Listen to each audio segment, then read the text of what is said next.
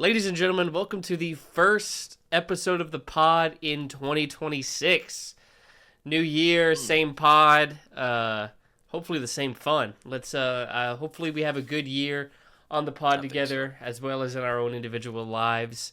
We got a this is a loaded fucking episode. Lots to talk about. A lot. Before we get into any of that, for the first time of the year, man, this is a beauty, a treat. I get to introduce the best co-host in the game, Mr. Avillion Talks. Jacob, how you doing? I'm doing wonderful. Had me a very nice 12 days off of work. Oh, Went back on. Oh, there's a Bowie right there. Went back to work. Starting yesterday. I thought I wasn't going back until today, but then like halfway through the day, Sunday, I'm like, that doesn't make sense. So I asked my coworker, I'm like, yo, are we going back to work Monday or Tuesday? He said Monday. I said, fuck. So, man. what we doing, Bowie? You getting comfy? Meow. Yeah, I love you, bud. Did you hear his meow? No. I don't. He might probably didn't pick it up, but I No. didn't hear it. Definitely heard me meow back at her. Yeah, had a nice Christmas. My brother came to town. So Christmas Eve, drove to my mom's, middle of the day, stayed the night, went home, following day, and then on the 27th, I think, um, picked my brother and my sister up, and then drove to Orlando to go stay the night at my dad's, and then got to watch the game with my dad and my brother. It's the first time the three of us have watched a game together in a while. Fortunately, the Titans lost. That was the Saints game. Um, and then of course we lost to Jacksonville this past week. Cam Ward injury. I'll get into that later. Um, New Year's was great. I went to St. Pete with a couple friends of mine. We got a hotel, and so we walked to the pier, went to a restaurant on the pier, went back to the hotel, slammed a few Captain and Cokes, went to the club.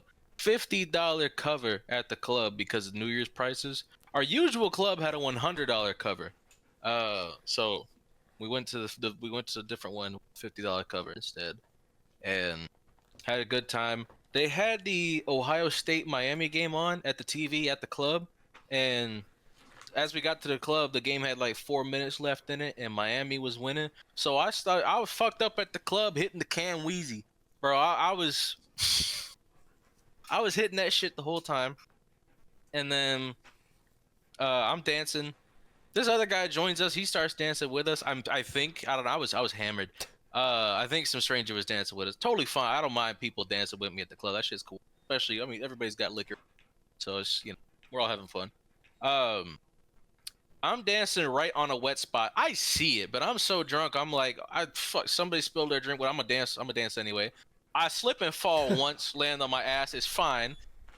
I get back up and I'm like, let me dance right in that same spot again. So I'm dancing right on that wet spot, doing a lot of intentional feet movements too. I'm getting crazy with the feet, and then naturally I fall a second time, land on my head pretty good, um, and then after the second time, my friend goes to get me a water, and I'm like, yo, believe it or not, it's not the alcohol that made me fall over.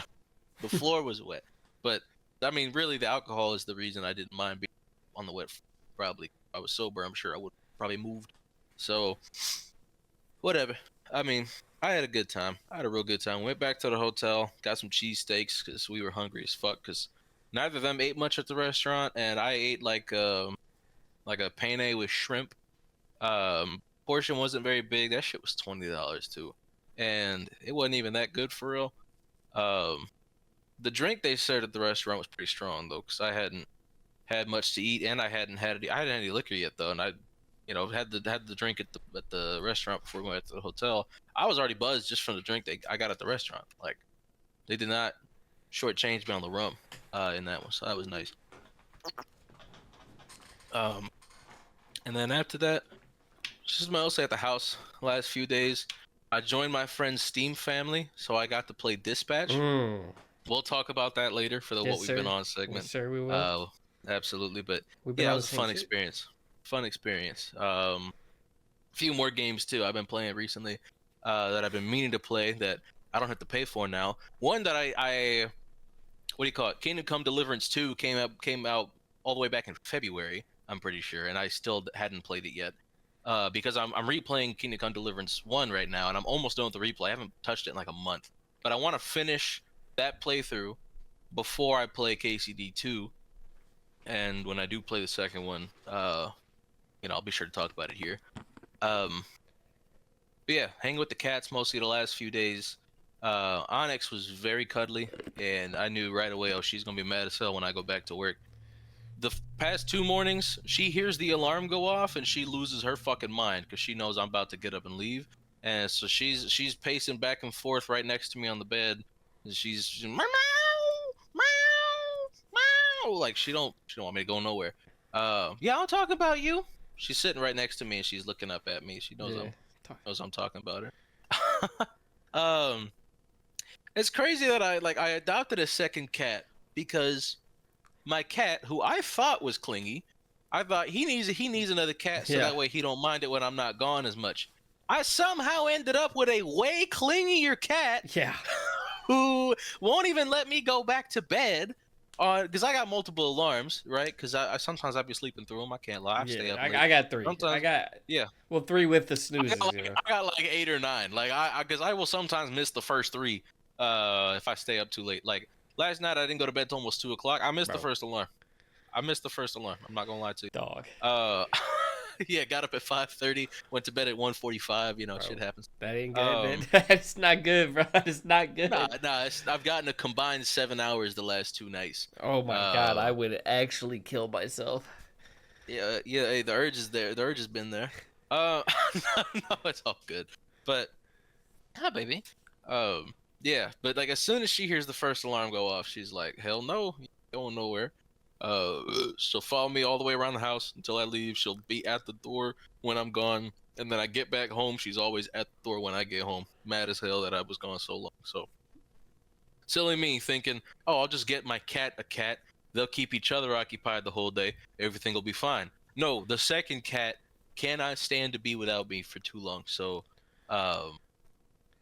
she definitely enjoyed her time with me the few days that I was here, not out of town somewhere, because I was out and about 3 different times. Spent the night somewhere else 3 different times during the break. So, yeah, she was happy to have me here those last like 3 or 4 days. But all in all, had a real good time. Away from. Oh, I got a story to tell real quick about sleeping at the hotel with my friend John.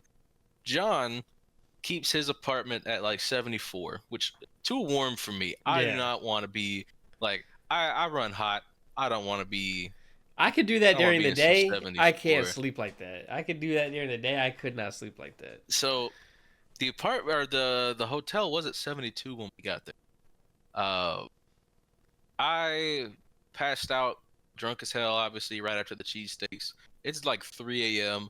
I'm still wearing jeans and a fucking like a long sleeve mesh shirt, and pretty warm. It's a PJ shirt, so it's warm by default. It's slutty enough I could wear it at the club, right? So I'm in jeans and still got socks on and got a long sleeve PJ shirt on, and I'm under the comforter. My friend John's in the shower. This motherfucker gets out of the shower, turns the thermostat up 2 degrees. 3 hours later, I wake up in the worst sweat of my lifetime. Nah, John's gonna have to see me after that shit. Nah, yeah, because I woke up and that John is so. Like, I'm not trying to. Hey, not to be rude to your friend. That's fucking weird. 74. He's cold. He gets dead ass. He's cold blooded. You're friends with a reptile. You friends with one of those lizard people, bro. You are friends with one of those fucking lizard people. No, he's just Guyanese. Like his South American blood can't stand. No, bro. Like, Mew could handle that shit. A Mew could handle that shit. A Mew could. Yeah, he ain't built like that though. But like you should have seen it. Like we were out on the town. It hadn't even gotten like because the low was gonna be like 40. We hadn't even reached like 50 yet. It was still like in the upper 50s. He's wearing 4 layers and he's fucking shivering while we're walking. By the time we got to the restaurant, I had a slight bead of sweat at the top of my forehead. Just from walking while being out there. This man's wearing 4 layers, and he's fucking. You'd think he's about to freeze over. So I get it. Like, he needs to be warmer. Problem is, again, I'm fully dressed still under the comforter, and he turns it up 2 degrees. A degree is not a small temperature change. No. 2 degrees is a big temperature change. So, yeah, I wake up and I'm like, like, fucking pool of my own ichor in the bed, and I knew right away. I'm like, this motherfucker turned up the heat, and I get up. My phone is no longer on the dresser in between the beds. It's now on the dresser over there. I didn't know where he moved my phone to. I just knew it wasn't there anymore. So, I can't find my phone. I don't want to turn the light on. I don't want to wake him up. I'm just trying to get to the thermostat so I can turn it down.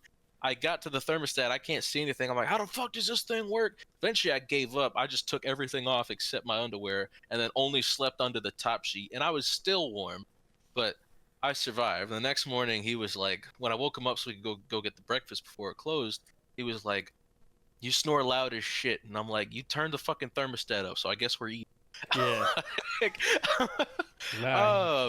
Yeah. So I was hot.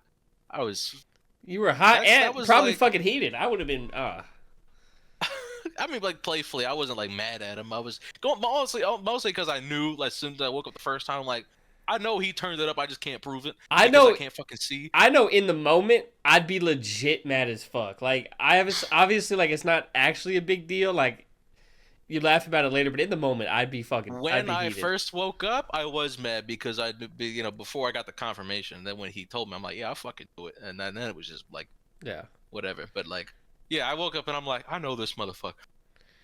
I know he turned the heat up. I know for this. I know. So, yeah, overall though, really really fun. 12 days, too short.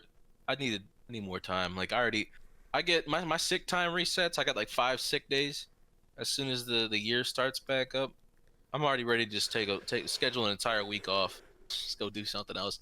I don't want to be at work. 5 sick days, no vacation days? The vacation days accrue as I work. The sick days accrue as at the start of every. But I'll get like a little more than 3 vacation hours every 2 weeks. So as the year goes on, it gets to where it's supposed to be. There's actually people, like, it also increases every year you're with the company. You get a little more time. There's people who've been there like 30, 40 years. They get an entire day every 2 weeks. Yeah. And like, same here. My boss was like, I gotta tell some people to take PTO because it's November and they still have 300 hours. And I'm like, bro, give it to me. Like, I'll use it if you don't want it, bro. What the fuck do you mean you got 300 hours? You're like, guess I'll go to work today. No. Yeah. What the fuck are you talking about? You can accrue. It's called, at my job, it's called use or lose. Like, you can only have so much, and people get you can to only the point. carry over. So that's what's crazy. You got 300 hours in November. You're gonna lose like 130 hours going in the next year. By the way, mine's never gonna build up like that. I'm using my shit. I could die next week. I'm not dying with fucking vacation hours. I could have fucking taken. And I could have taken. You tell me I could have taken off work the day before? Yeah. Fuck that, man. I'm like, hell no. And we'll get into it during like resolutions. But using that vacation is definitely gonna come into play for these resolutions. I cannot believe. Like, I don't understand the mindset of somebody who's like obviously you like working there if you've been there decades, but like, you can't like work that much to where you'd rather be there than, like, I don't know, in Costa Rica or some bullshit. It gets worse because, like, I know you got a family. Somewhere else. What the fuck are you? I know you have a family. I know you don't like your family. What's going on? You gotta tell the wife, like, hey, nah, sorry, I gotta go to work today. No, you don't. You have 300 hours. You don't have to go to work for the next month. Fuck do you mean I gotta go to work today? Oh. It's unfathomable. But yeah, I'm grateful. I get 4 hours. Holiday days. Yeah, I get 4 every pay period. We also added we added Veterans Day this year and beyond as well because we got bought by an American company. We were owned by a British company, so they probably said fuck y'all. But we just got bought, and they added Veterans Day to our. Didn't take any of our other holidays. They just added Veterans Day to our already existing holidays. So We just get an extra day this year and from here on out. So really nice of them. And I'm glad they didn't change our Christmas holiday because first thought as soon as we were bought by an American company was like, yeah, you're gonna get Christmas Eve and Christmas Day off, and that's it. Yeah. And you're coming back to work. But no, they're still giving us those 2 weeks at the end of the year, which is like that's how my last job was too. Those 2 weeks at the end of the year, it's great. Ugh. It is nice just getting a decent bit of time off, just getting to kind of do whatever and then come back. It's just like how it was in school. Really, it's about the same as like getting the time off in high school. I've gone on like 15 minutes just on the check. It's been a couple weeks since we've been here, but yeah. I saw like when I opened Discord, it said the call ended 20 days ago, and I was like, damn. Yeah, it's been 3 weeks since we last did one of these. So yeah. I'm gonna pass. Wait, hang on. Do I have anything else? Let me double check. Cause I don't want to do all that and be like, oh wait, I forgot. Scanning the files. Scanning the files.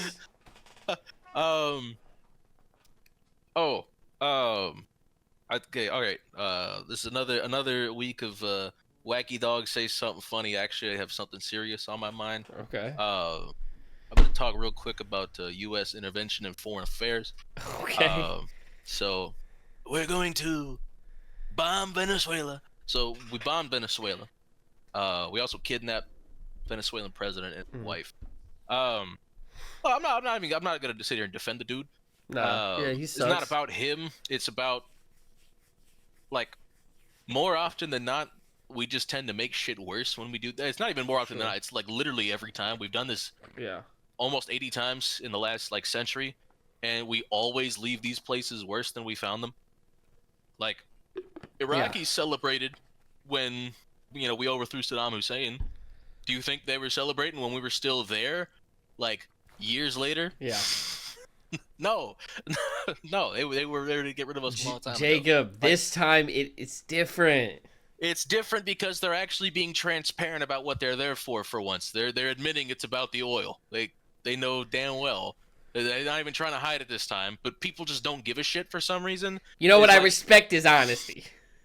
I guess, but like, well, what is it being honest about? We're not even pretending. We're not even pretending to want to liberate the people or whatever. It's no, Venezuela took our oil. That's our oil. We're gonna get the oil back from Venezuela. They're not even pretending it's about drugs or the cartel trade or about liberating the Venezuelan people from an oppressive government. But, well, obviously, it's fucking the U.S. government does not care about people. Oppressive government, real. No, it's about the oil. It's always about the fucking oil. It's never not been about the fucking, or it's about bananas. Case of Banana Republic many moons ago. But yeah, same shit, different day. The shit does not like. I understand there's a lot of Venezuelans celebrating right now, and I do hope this works out well for them. Like, I'm not gonna sit here and hope shit hits the fan just because it would mean that I'm right. It's just like history says this is probably not gonna end well for any party involved except the oil executives. So I'm just praying shit don't get worse from, frankly. But and at least like when previous presidents have done this bullshit, they've gone through the proper channels. That didn't happen this time either. But far from the first illegal thing Donald did out of office, it certainly the last. But yeah. Oh no, great vacation. I had a great vacation. It's just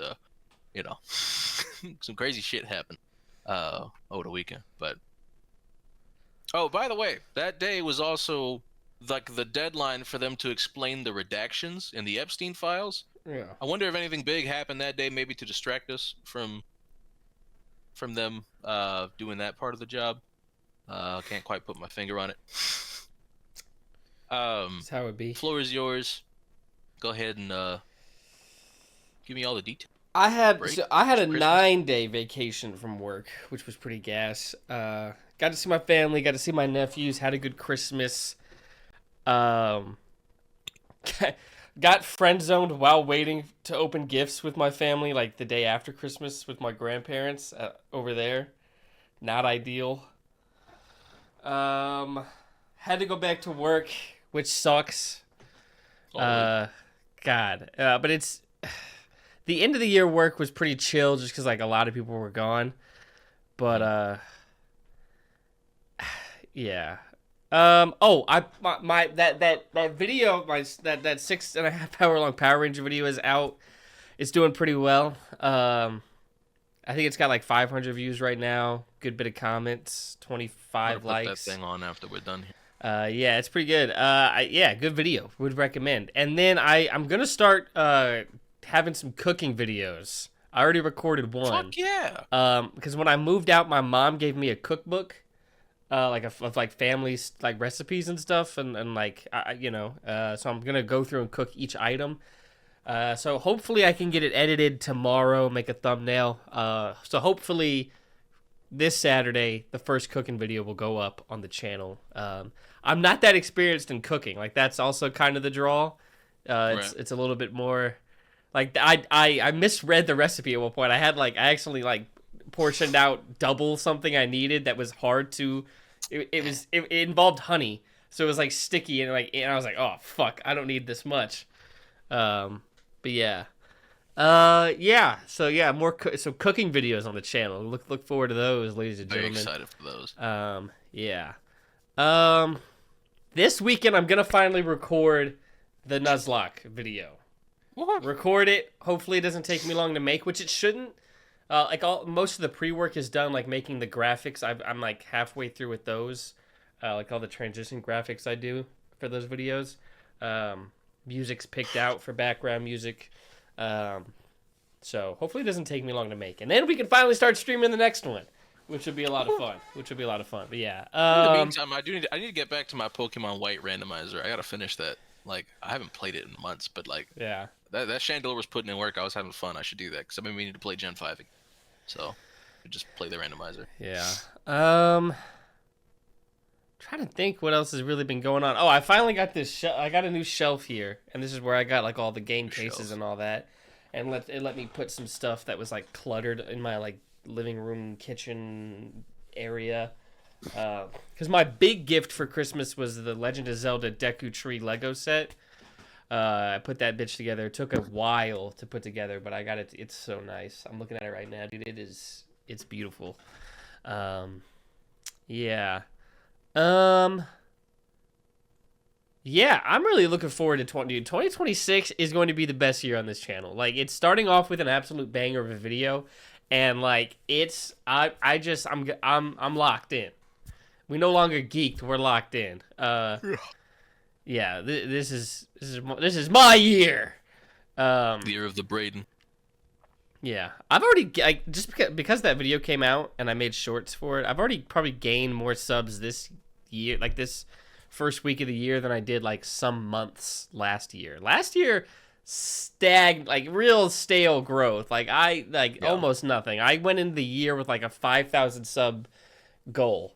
I was at like 2,000. I was about half that pretty much. Yeah. That's not the case. That's not happening this year. We're hitting that goal this year. Absolutely. Yeah, that's and that's pretty much everything with me. I think it's time to talk some fucking ball. Real quick before we get into like the playoff stuff, because we usually do our picks like at the like later segment of the pod anyway. That we're gonna do our picks when we do that. So, should we do like Black Monday and that kind of stuff? Oh, did you see who just got fired now? Like right now? Not like right now. Well, like an hour ago.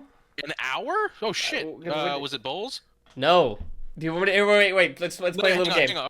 Okay, let's play the game. Let's play a game. All right. Give me the conference. Wait, head coach or coordinator? Head coach got fired. Okay, conference. AFC. Was it Harbaugh? Yes. He's out, dude. Honestly, I'm proud of them. I'm very surprised they pulled the trigger. I'm very glad they did. It was time. At least one AFC team can fire their fucking coach. Had Baltimore won that game, Pittsburgh might have fired Mike Tomlin today. Deadass. I had the thought. I was like, whoever loses that game's getting fired. That's what I thought watching the game. Frankly, I was like, that's what it should be. But I also don't entirely trust either team to do that. But I'm glad that's what happened. Neither of these organizations are like one, especially Pittsburgh. Pittsburgh's had like 3 coaches the last half century. Like they don't want to fire a coach, and like Tomlin's never had a losing season. I get it. Like especially this year, he was 10-7 with not the best offense in the world. I understand. and they won't fire him this year, and they shouldn't. But I'm very glad the Ravens fired Harbaugh. I think it's good for them. I think we're gonna hear more about it. Like there was already some stuff coming out about like Harbaugh and Lamar's relationship. There being kind of a divider there recently. If that is the case, I'm sure we're gonna hear a lot more about it in the next like soon probably. Okay, well that's another big dump. So now there are 7 job openings, and 7 now jobs. the Titans might not be the most attractive opening anymore. That's probably Baltimore now. Yeah, you have Lamar. Like that's that's an established top 5 quarterback in the league. Yeah. 2-time MVP. Like that's the most attractive job in the league. I think Tennessee's a firm number 2 pretty easily. But yeah, immediately that because I wonder who because like initially there was talk about like coordinator shakeup in Baltimore. I wonder if Harbaugh wasn't wanting to move off of Zach Orr because Zach Orr was a Raven when he was a player, and there's some loyalty there. I'm wondering if maybe ownership stepped in because Harbaugh said, no, I don't want to fire my coordinator. And that's why Harbaugh's now fired a day later rather than being fired on Black Monday. I wonder if, because that was a report that came out yesterday from, I think, Josina Anderson, was that there's almost certainly going to be a coordinator change in Baltimore, which now that Harbaugh's gone, absolutely there's going to be. Of course, the head coach is going to want his own guys. Although, I don't think they should get, regardless of who the new head coach is, like they should probably just keep Todd Monken. Zach Orr definitely needs to go, but I don't see any reason to get rid of Todd Monken. I think he's really unlocked a ton out of Lamar. I think Todd Monken's pretty awesome. I wouldn't get rid of Todd Monken. But yeah, Zach Orr is terrible. Like Roquan has regressed heavily. I understand they don't have the best personnel, like pass rush wise, but it's worse than it should be, frankly. So let's see. The 7 the vacancies are the Ravens, the Titans, the Cardinals, the Raiders, the Browns, Falcons, and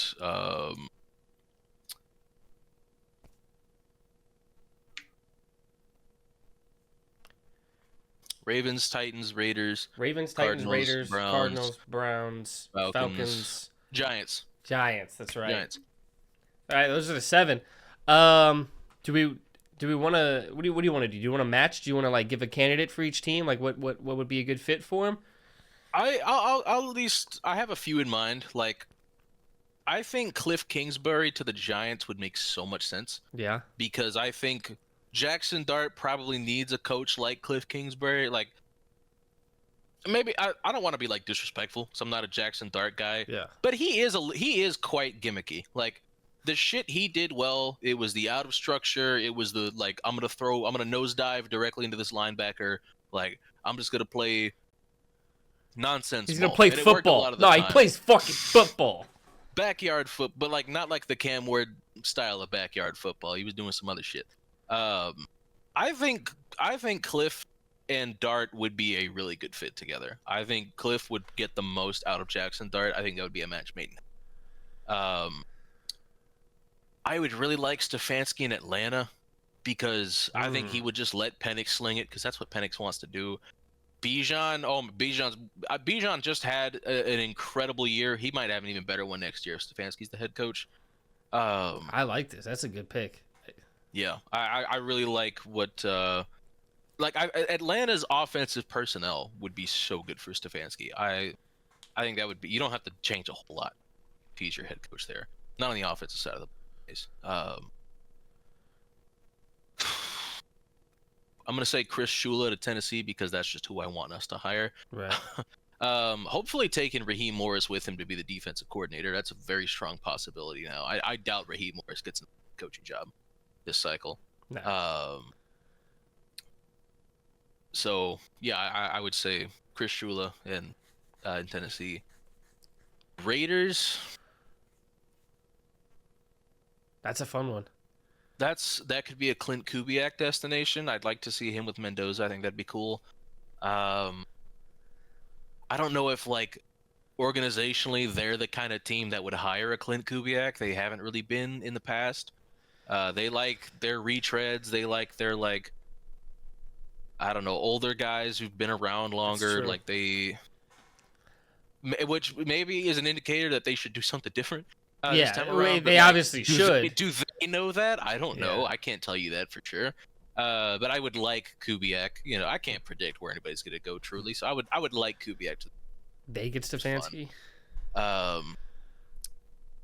Yeah, yeah. I mean, I don't know that he would want. I don't know that Stefanski would want to choose the Raiders. Um, but yeah, I could see it. I could see it working. Um, I have a hard time picking like anybody for Arizona. I I definitely I don't think now that this isn't a great head coaching cycle in the first place. I doubt they're getting any of the better. It frankly doesn't matter how good Arizona's coach is. You're going to be the fourth best coach in the division, like almost guaranteed. There's just you've got arguably like the three best coaches in the NFL in that division. If not, you've got three of the top five for sure. Yeah. So what are you doing with Kyle Shanahan, Sean McVay, Mike McDonald? Like, Yeah. you're just kind of fucked. Like for the next, they're all young. They're all young. Like, Yeah, none of them are even 50. Like Shanahan, I think, is in his like mid 40s. Sean McVay isn't even 30 yet. Mike McDonald, I think, isn't even 40 yet. I was like, whoa! I knew he was young, but my God. Sean McVay was like a couple days before 31 when he got hired, and he's been there almost a decade, and he's still not 40. So, like, crazy to think how accomplished Sean McVay is, and like most coaches that get hired as rookie head coaches are older than Sean McVay. Yeah, because he And, was like, he was the youngest head coach in the league for like 6 years. You hire a 43-year-old head coach, and you're like, oh, that's a young head coach. Sean McVay has coached 2 Super Bowls. He might coach in a third one this year, for all we know. He's won one of them already, and he's like 38, so maybe 39 now at this point. I know he's a January guy. His birthday's coming up soon. Yeah, and then you got Mike McDonald. Like, good luck to whoever coaches the Cardinals because you're just probably not going to make it. Especially, like, they also kept Monty Ossenfort. So, like, not only are you going up against the toughest, like, coaching division in the NFL, you don't even get to go in with a new GM. You've got a GM that's already got a way he wants to do things. It's already his roster. You don't really get to put your stamp on it as much as it would. Like, if you get hired along with the GM, you guys get to kind of plan it out together. So... Is Monty's leash long enough for like a total rebuild?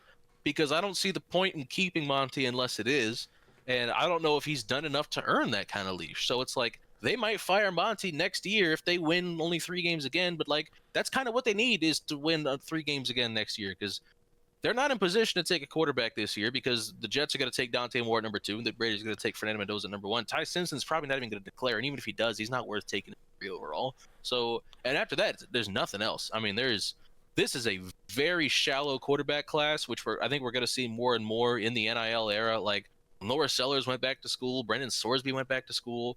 Like, you're going to see a lot of these quarterbacks who would be fringe first rounders or day 2 guys normally. Like, the day 2 quarterback is pretty much dying out.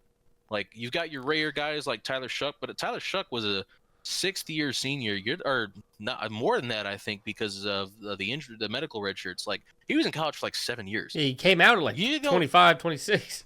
Yeah, like you don't see guys like the COVID year's gone at this point, like except for medical red shirts and then like guys who are like on a mission for 2 years. Like, those are the only old guys you might see coming out of the draft. But like, yeah, you got guys who are going to stay in college more often than not now, especially if you know you're not a first round pick. A lot more guys are going to stay in school.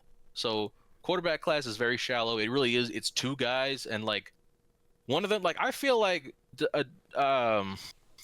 Dante Moore needs like a CJ Stroud Georgia game against Indiana this week. Like, they don't have to win, but I need Dante Moore to ball the fuck out because I need him to really show up in a big game before I'm like really comfortable. Like, I like him. I liked him as a high school recruit. Like, I have no problem being high on Dante Moore. I'm gonna be high I liked on him when Dante he was Moore. in high school. Yeah, that boy, I saw that 17-year-old Dante Moore, and I was like, oh, yeah, that's a quarterback right there. Sling it.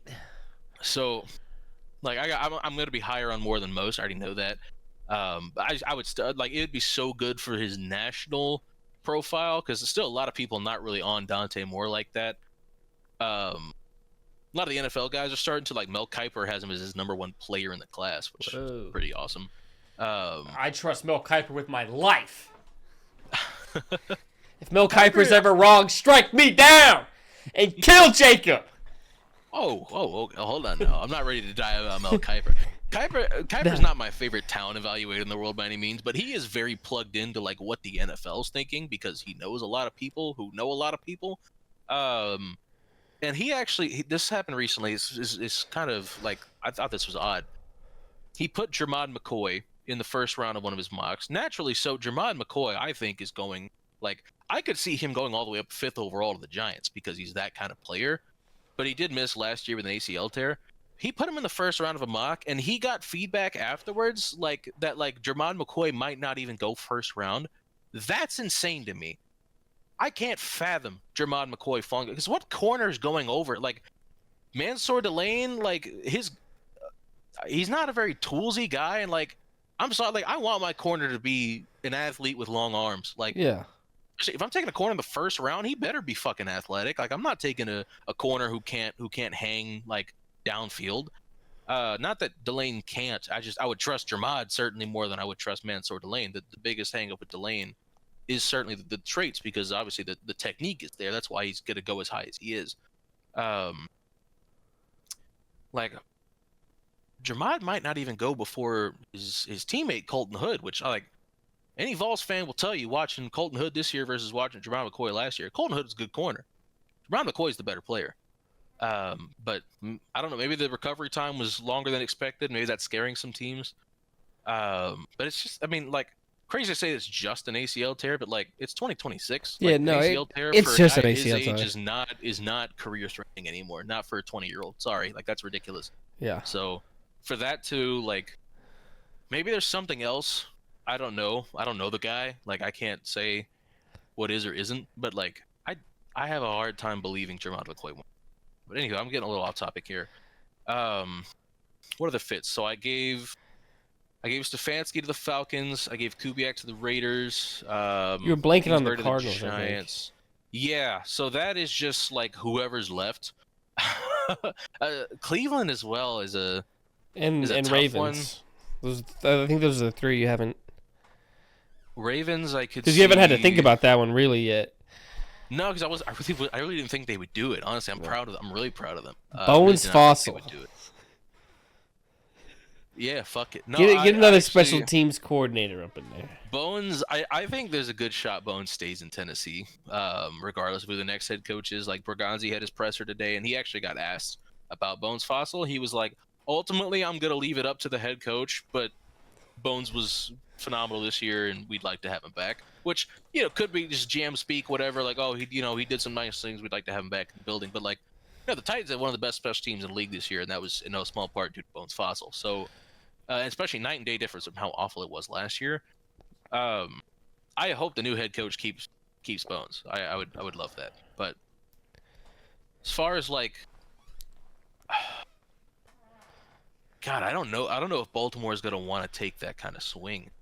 I don't know if Harbaugh is going to. I don't know if Harbaugh gets a job this year. Harbaugh could be the Cardinals or like Cleveland, like, just by default, because nobody else is going to want those 2 jobs. Like, if I feel like he needs to pull, like, a Vrabel of, like, out a year, chill on for a year, get a paycheck from some random ass organization. I wouldn't mind Stefanski doing that as well. Like, I think Stefanski could also use a year off where he's just, like, an assistant somewhere, just in the background. I guess I feel like he's the most likely fired to get another job. I think a lot of retreads in general. Like, I think Robert Saleh is good. I could see Saleh in Baltimore. If they wanted that defense to rebound quickly, especially, like, keep Todd Monken, have Robert Saleh be the head coach. Have him call plays defensively he's going to bring Jeff Ulbricht with him for sure. Now that Raheem Morris is fired, Ulbricht is free to seek out other opportunities. If Saleh gets a job, he's just taking Ulbricht with him again. I think I could see that. I could see that in Baltimore. I could see Robert Saleh being the Ravens' next head coach. I don't know if it'd be my pick, but I don't know how they're going to move. Frankly, I don't know how they're going to do it. But I don't know if they would want to go defense. Offensive mind. I feel like Todd Monken's been more than good enough. He just like I don't know. Probably be the new head coach's decision who the offensive coordinator is going to be. But Saleh's biggest problem in the Jets was that he couldn't find a good offensive coordinator. So if it is Robert Saleh, like, dude, just fucking keep Todd Monken there. Like, got that problem solved already. Take Jeff Ulbrich, and now you've got 2 coordinators you can trust. Like, and you've got like you're not gonna have the quarterback problems you have with the Jets because you got fucking Lamar Jackson under center. Yeah. So I would like Saleh to the Ravens a lot. Actually, the more I talk The more about you it, the more yeah. I think that would be. No, it sounds pretty good. Awesome. And like, there's also like, Ravens have one of the more established identities and cultures. Like, you kind of do need somebody who can fit that as well. Yeah. And I could see Saleh. I could see him in the fucking North. Like, there's a vibe to the AFC North. You got to see if your coach can fit Saleh it. And I has think the Saleh fire. can. Like, he's built for AFC North football. I think Robert Saleh is. So that's there's a good guys pick. like I don't know if I want to put Clint Kubiak in the AFC North. I'd be hesitant to put Clint Kubiak in the AFC North. You know who shouldn't be in the fucking AFC North? Who's that? Fucking Zach Taylor. Good God, I can't believe he's keeping. No, 100%. It's because ownership is too cheap to pay 2 head coaches. Yeah, that's what it is. They're gonna wait till his contract expires and then they're gonna go get a new guy. But they don't want to pay 2 head coaches. I guarantee you that's pretty much all it comes down to is they just don't want to pay more than 1 head coach. It's going to cost them their quarterback. Yeah, very disappointing that Zach Taylor's still there. I don't know what dirt he has on them, but it's gross. He just needs to go. He should resign. Oh, sorry, baby. I didn't mean to elbow you. He should resign just to do the team a favor. Out of principle. Yeah, like damn well this shit ain't working, man. Just give it up. I think Robert Saleh is built for AFC North football. I think I would like Saleh to the Ravens a lot. If that does happen, I'm gonna victory lap that so hard because I came up with that on the spot and I talked myself into it immediately. Who else was on the table? Browns. It's while we're in the AFC North. Okay, yeah, I think I did everyone but Browns and Cardinals. Yeah. These 2 jobs are gonna be very undesirable. Right. I think because neither of them really have an avenue to, well, one of them has the best player in football. Myles Garrett, I'm sure helps, but like between the 2, if we're comparing between the 2,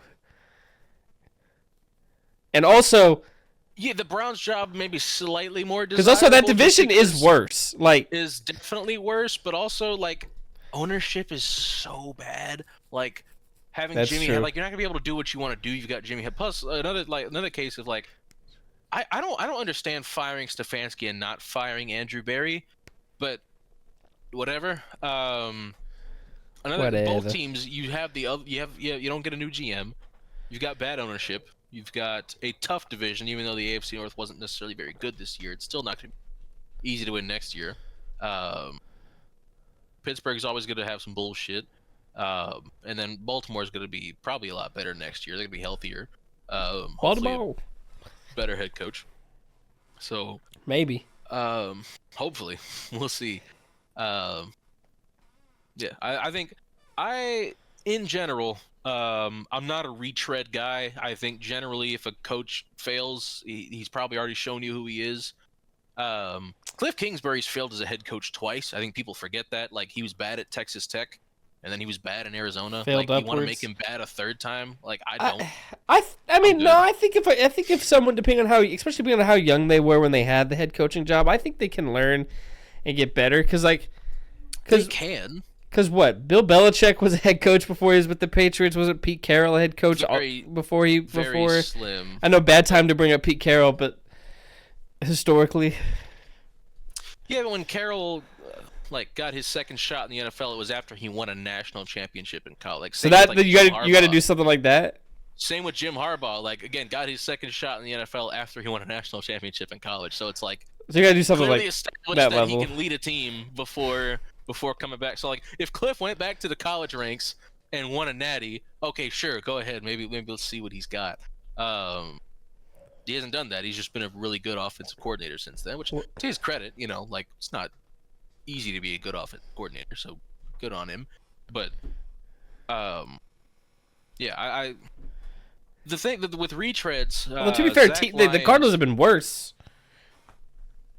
yeah, it'd been worse post Cliff. I get that, but in general, with retread hires, there's like a 17.8% chance that they're more successful the second time, like on a long-term basis, than they were the first time. They either will have a good year and then flame out, kind of like Doug Peterson in Jacksonville, type of ordeal. Well, what's the or hit like, rate of a head coach hire that's not a retread? It's probably still not that good. I'm sure it's not. I just like the thing with like bad teams that stay bad, like they don't just miss on player evaluations. They miss on like front office evaluations too, because you gotta scout those guys. You gotta evaluate talent. You gotta figure out which one of those. Like most of these head coaches that get fired, they get fired from bad organizations that don't know how to spot talent. And like some of these guys are just really good coordinators, like, and should just like, I'm not giving Vance Joseph a second opportunity. I'm sorry, like, nah, that's a damn good defensive coordinator. Yeah, He should I just was stay watching a damn predictions good video for coordinator. head coaches, and Vance Joseph to the Browns was a. For me, like, there has to be circumstance like that would like lead me to believe, like They've gotten a better. retread could succeed, like in a less dysfunctional, like Kevin Stefanski, like. No, how many head coaches did for Cleveland what Stefanski did? None. Like, right. So it's like if when he gets another opportunity, he's gonna get one. If not this year, then next year. When he gets hired again, I could see it going better in an organization that isn't owned by Jimmy Haslam. Yeah.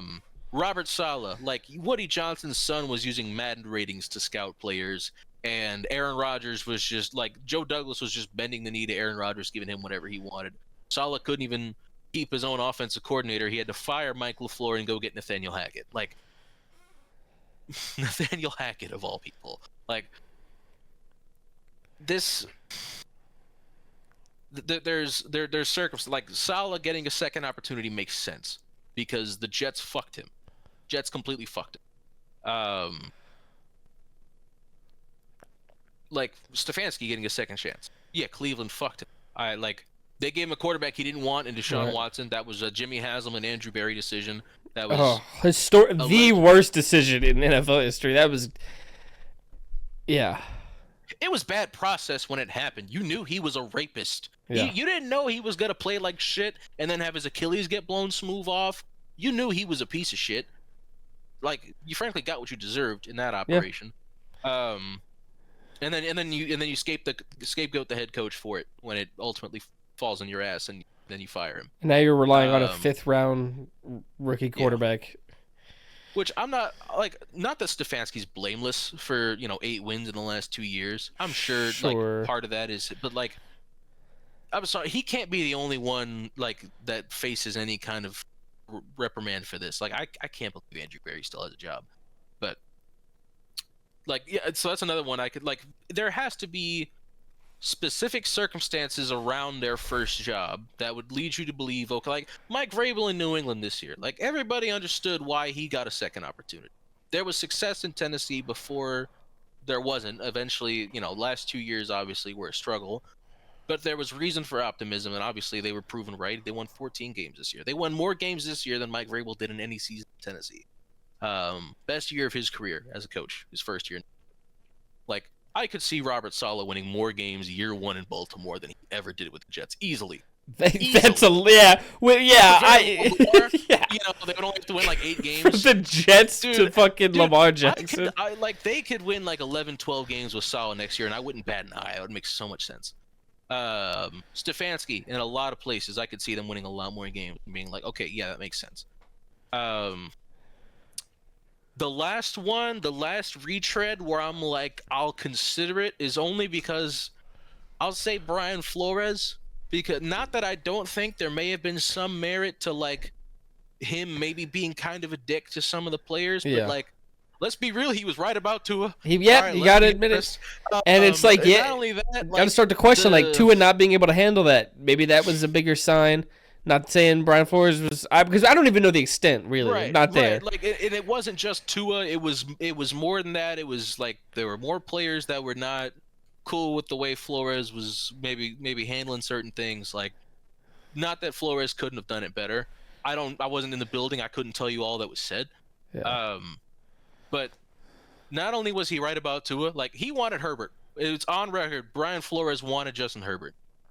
Clearly, Damn. that would have been the better decision. Yeah. Not only that, but like I remember when Vic Fangio, who was McDaniel's defensive coordinator his first year there, when he got let go, and Javon Holland posted that video of him kicking rocks because he was so happy that Fangio was gone, and then Fangio immediately coached a Super Bowl winning defense the next year in Philly, and it's like, well, shit, maybe Vic Fangio was right about y'all too. Maybe Brian Flores and Vic Fangio were trying to coach some soft motherfuckers, and they just couldn't handle it. Yeah. Like, gotta look at the has been GM. the identity of the Mike McDaniel Dolphins, like since he's been there, even when there's been success, it's that they're soft. It's that they're bad up front on both sides of the football. They don't win in the trenches. They are a soft football team. That's been the identity since McDaniel and Greer have been there. Brian Flores was right about all of them, frankly. The Dolphins are the only thing that melts in the cold. That's what I'm saying. Ain't nothing else doing that. Just the Dolphins. Like, yeah, like the more time passes, like, yeah, maybe Brian Flores was just right about everything over there. Like, not only that, but like his owner wanted him to tank and he said no. And like the like that all came out after the fact too, and like there was the Tom Brady collusion stuff. They lost draft picks. Like they lost a first round pick. I forgot about that part. Yeah, I forgot because Joey Porter Jr. was the 32nd pick in the draft as the first pick in the second round. Yeah. That year in 2023. Like the more time that passes, the more gracefully Brian Flores' tenure ages. I do think it's worth noting that in the biggest game of the year, which was the last game of the year in like those first 2 years, he did lose in horrific fashion. Or excuse me, those second 2 years, they lost. Like, and they lost pretty badly. They looked unprepared in the biggest game of the season. So there is that. But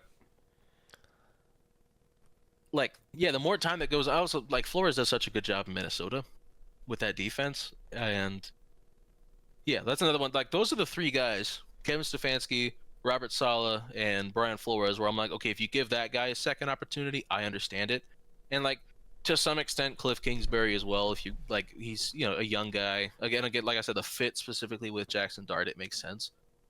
Other than that, like, no, you should not be hiring Vance Joseph. You should not be hiring Steve Spagnuolo. Like, guys that just sucked in like historically good organization. Like, Denver is a historically good organization. What about a Mike McCarthy to the Tennessee Titans? No, I've made my feelings clear. So I've made my. Let's talk a little bit about the Titan search, because they've got guys that they've scheduled to interview here. We've got guys.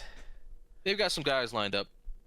I'm gonna do the Mike McCarthy thing again. When you look at Mike McCarthy, it says Michael John McCarthy is an American football coach for the Tennessee Titans. Interesting that it says that. So I'll do the Mike McCarthy thing again. I'll humor it for a second. I said it when Callahan was fired. The retread head coach to bring him in to stabilize the organization a bit, raise the floor.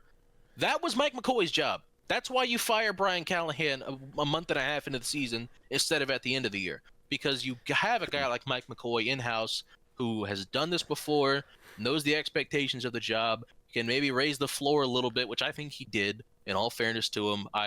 Low bar, but courtesy interview. I frankly don't even think he deserves the courtesy interview. Like, he can kick rocks. But he did raise I will admit he was slightly better than Brian Callahan, which is an incredibly low bar, but it's one that he cleared. So, but like, that's what Mike McCoy's job was. To raise the floor, to stabilize, to up the culture a bit. And I really think he did, honestly. The cultural impact Mike McCoy had, he came in with a smile on his face every single day, and it clearly showed as the season went on. Guys seemed like they were in better spirits later in the year than they were in week 7. Like, Mike McCoy deserves credit for that. But that was his job. You don't then go hire a Mike McCarthy after you bring in the reason they brought Mike McCoy in this past offseason in the first place was to have that insurance if Callahan was just terrible the first couple of weeks, which is what happened. And the team clearly got better after time, as time went on with Mike McCoy at the helm, and like that was his job.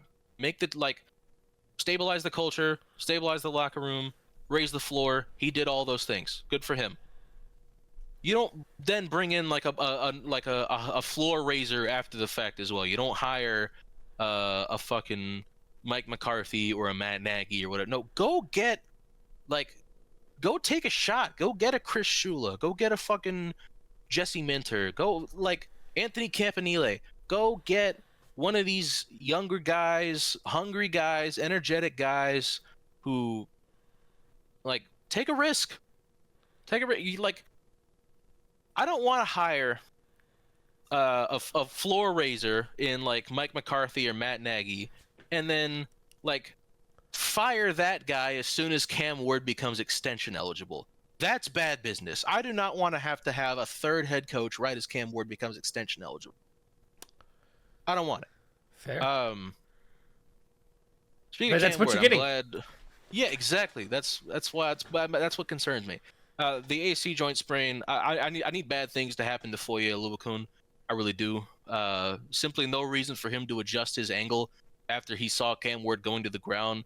He adjusted his angle, came down on him hard, drove Ward's shoulder into the ground, and that's what caused the AC joint sprain. Same injury Will Levis suffered against the Colts last year. That's what he got surgery for this offseason because it never quite got better. Because granted, he kept throwing the rest of the year after the fact. That'll do it. Yeah, that sure will do it. You know, if you keep grinding it on there, it's not going to get any better. So that's why he had surgery right before the preseason.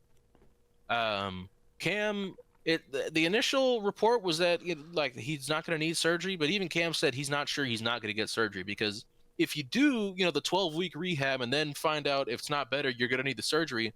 You may as well get the surgery now, and then wait the 4 months, and then you're good to throw again by OTAs. So he didn't even have his arm in a sling during the press conference yesterday, though. So I think Cam feels fine, and I think he's going to take it easy. But I do think he's going to heal from this just fine. I don't think it's going to be an issue. He'll definitely be ready week 1 next year. My only concern is if he misses some of the offseason program stuff because I do think he really needs that. Yeah. Young quarterback, of course. Yeah, young quarterback. Well, young quarterback who needs to work on his mechanics, hopefully has some better receivers to start getting rapport with. Not that you guys don't have any solid roster receivers. Those guys need work too. Alec Iomanner could use some development. Shimdike could use some development. I feel good about both of them as long-term pieces. I just don't know that either of them is a 1 or a 2. That might be your 3-4 in the future, and maybe you go get Alec Pierce this offseason, and then you go draft Carnell Tate. I could live with a Carnell Tate, Alec Pierce, Alec Iomanner, Shimdike as my top 4 wide receivers. Yeah, that's way better than what we were dealing with this year. Absolutely. Let's say the Colts re-sign Pierce, so the Titans just aren't interested because the price tag is too big. Go get Romeo Doubs. I guarantee you, Green Bay is not bringing back Romeo Doubs. They've got 5 wide receiver 3s. They don't need it. They don't need to keep him. There's zero reason for Green Bay to keep him. He's gonna be available. I think Tennessee makes a ton of sense. I think they should. I would like it because he's not going to be nearly as expensive as Alec Pierce is. And I think Doubs is a damn good player. I liked him coming out of college. I like him now. I think that'd be a good choice for them. Regardless, they got to draft a guy. But for the coaching search, they have official interviews scheduled with Raheem Morris, Kevin Stefanski, both the Chiefs coordinators, Lou Anarumo, and Vance Joseph. So a few people were freaking out when they saw this list initially. Yeah. I do want to say the Chiefs guys are obviously his friends from Borgonzi's time at Kansas City. Those are his friends. He's going to interview them as a courtesy. Nagy very well might be a serious candidate. I guarantee you Spags is not getting a second interview. He's not a serious candidate for this job. That is Borgonzi doing his friend. You think they just sit there and just be like, nah? Yeah, they're going to be like, what's up, man? Yeah. And then you like Super Monkey Ball too? No, let's go. Oh, shit. That's it. There's going to be some random rotoscoping in the interview, and then they're all going to go home. And then, that's it. All right, thank you for your time, fellas. During Borgonzi's presser today, when he spoke about Nagy, I texted the group chat. It sounded like the tone and verbiage, it sounded like the way a coach speaks about a struggling offensive lineman when he's not trying to speak too negatively about him. because the exact words Borgandi said were like, "Yeah, I think Nagy did some nice things in Chicago." Like, that's what you say when your tackle had a bad day. You're like, he did some nice things for us. Like, yeah, I think Jalen Duncan did some nice things for us today at right tackle. Like, I don't know that Nagy is a serious candidate. Even like Titans media will tell you Nagy is not in the driver's seat for this. I think Stefanski has like a really good shot at getting this job if he wants it. Like, I think Stefanski's going to turn down more opportunities than there are going to be opportunities turning him down. He's going to have, I think he's going to have a few different places he could go. I think he's going to be able to pick his destination. And unless Baltimore offers him, I don't think any other job is more attractive than Tennessee. $100 million in cap space, a very well-respected GM. You've got Cam Ward. You've got no state income tax as well. So most of that contract is going right to you. Whereas if you get that Raiders job, them Nevada taxes, you're going to come calling. So, yeah. But, I mean, like Vance Joseph and Raheem Morris, I hate to be that guy. Like, you got to satisfy the Rooney Rule. You need to interview 3 guys. That's 2 right there. All right, cool. 2 that I don't think are serious candidates. In fact, the Raheem Morris interview doubles as a DC interview if you do hire Chris Shula, because there's a very strong chance Chris Shula takes Raheem Morris with him because they coach together with the Rams. So, like, unless the Rams take Morris back, very good chance he's just going to follow Shula wherever Shula goes. And Shula's getting a job this offseason unless he doesn't. So it doubles as a DC interview. It gets some of the front office more familiar with Raheem Morris if they do decide to hire Chris Shula, who, according to Easton Freeze, who's very tapped in, probably the most tapped in Titans beat reporter, he did say he had confirmation the Titans were at some point going to request Chris Shula. It's not official yet that they have, but he felt really good about the fact that they were going to. So I think he said Jesse Minter as well, if I'm not mistaken. I know I saw reports that the Titans were in Minter. Halfley too, I think, was another guy. So I would like to interview Jeff Halfley. I like him a lot. I'm gonna look up Titans' next head coach odds. I wonder what. I guarantee you, Nagy's at the top of the odds. Nagy and McCarthy are probably 1 and 2. I don't think either. Yeah, but like just from people drawing dots, with Mike Berganzi and Chad Brinker, I'd feel pretty strongly those 2 would be at the top of the list. This website's weird. I don't like the way. Lou Anarumo is a weird one, but also like, I think a lot of teams sometimes interview their division rivals coordinators just to pick their brain because Matt Nagy's the favorite here. Yeah, of course. More than likely, Lou Anarumo is gonna be back with the Colts next year. So, with that being the case, you get to interview him. You get to learn a little more about how he thinks. You're gonna play him twice next year. It does not hurt you whatsoever to interview your division rivals coordinators.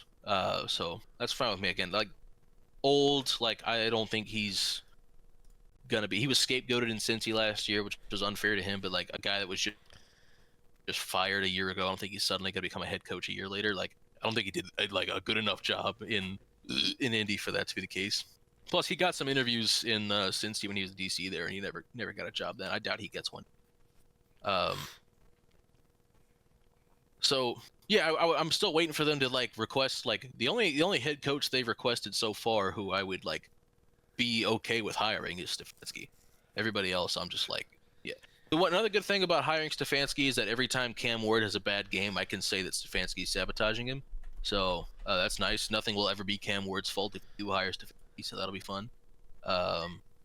Baby, why are you meowing? I'll get to play that card. That'll be cool. In all seriousness. It would excite me, it would intrigue me a bit. Like I texted earlier, not my top option, but I know I would talk myself into it if it happened. I'm still I've been Chris Shula for at least a month now. It hasn't changed. I'm still full ride or die Chris Shula.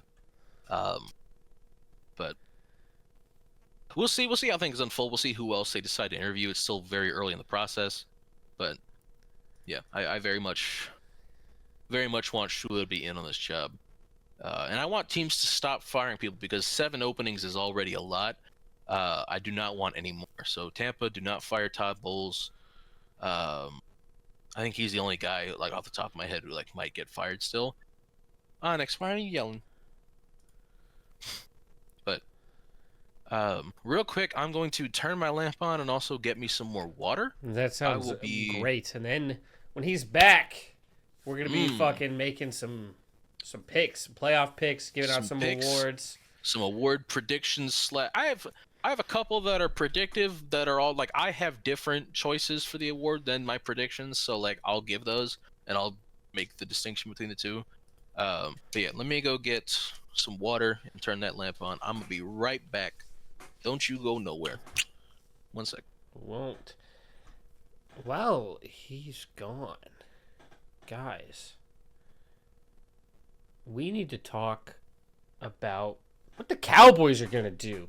While he's gone and it looks like there's a black screen, the Cowboys fired Matt Eberflus as their defensive coordinator. Huge! Thank God! I actually don't hate Eberflus. I think there was some big personnel problems on the Cowboys, but he's not the guy. He's not the guy, but I don't want to be overly hateful towards him. I will say there's rumbles, man. Do we steal Brian Flores away from the Minnesota Vikings? Who says no? Not me. Let's get him in. Get him in. Get Brian Flores to Dallas somehow, some way. Make it happen. Because I think that things can turn around pretty quickly for that defense. Getting Quinnen Williams, massive. I think we already saw the impact there. Butler coming back at cornerback could be some big plays. But Trayvon Diggs is gone. I just think, because offense you're fine. Like if you've made, especially you probably franchise tag if you can't extend Pickens. So I think no matter what, Pickens is here next year. So you kind of run back that same offense for the most part. And then in the draft, maybe you spend another pick in the first 3 rounds at the offensive line. Other than that, nothing but defense. Absolutely nothing but defense. But yeah, that's it for the Cowboys talk. What is up, Mr. Avillion Talks? I just did a quick little talk about the Cowboys. Fair enough. Who do you want? Let's go steal Brian Flores. No, who do you want at number 12? Pick 12, yeah. I'll really be fine with any best defensive player available. Yeah, because I'm thinking like linebacker and safety are not necessarily like the most coveted positions. If drafts, from what I'm hearing, if Downs is there, like I'll have no problem. Like no, I'm not. No, that's what I'm saying is like there's a good chance that one or both of Caleb Downs or Sonny Styles would be there. Are the Ohio State guys? Like yeah, slam dunk home run for either if two Dallas takes with Downs or Styles. And then you've got another pick too, like that could be whatever. What would you want the second? Like corner maybe.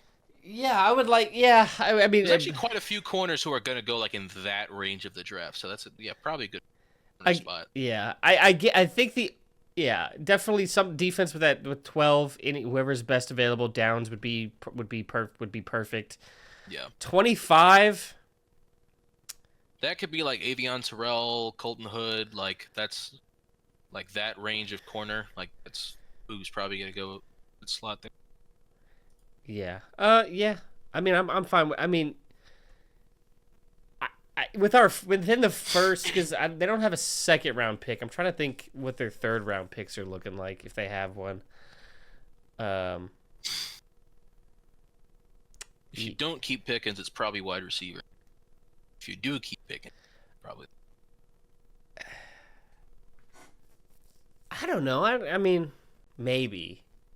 I don't know. I think the defense is so bad. I'd be willing to just go the whole draft, just defense. Pretty much. I think with Lamb, Flanoy, I think you can sign a cheaper wide receiver that would be good in the offense during the offseason. I think the only position group I'm willing to spend a pick on offense this draft with how bad the defense has been is just taking another shot on the offensive line. I know there's another Tyler. Yeah, get another Tyler in there. Is there a Tyler in this draft? I can't think. Top. You know what? You could sign Tyler Linderbaum in free agency. Are they gonna let him go? I've heard that they might, but also, I mean, they're getting a new head coach, so who knows? That's true. New head coach, everything is kind of up in the air.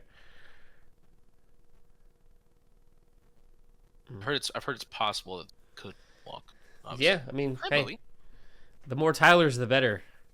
Yep. Yeah. All right. Let's. Do you want to do awards first and then playoff game picks, or how do you want to do Sure. this? Yeah. Why not? Why not? That's fine with me. Okay. Pull my shit up. Yeah. Me too. I'll kick us off. Where's my list? Yeah. Okay. Or do we just want to go through each award together? We can do each award together. Okay. One by one.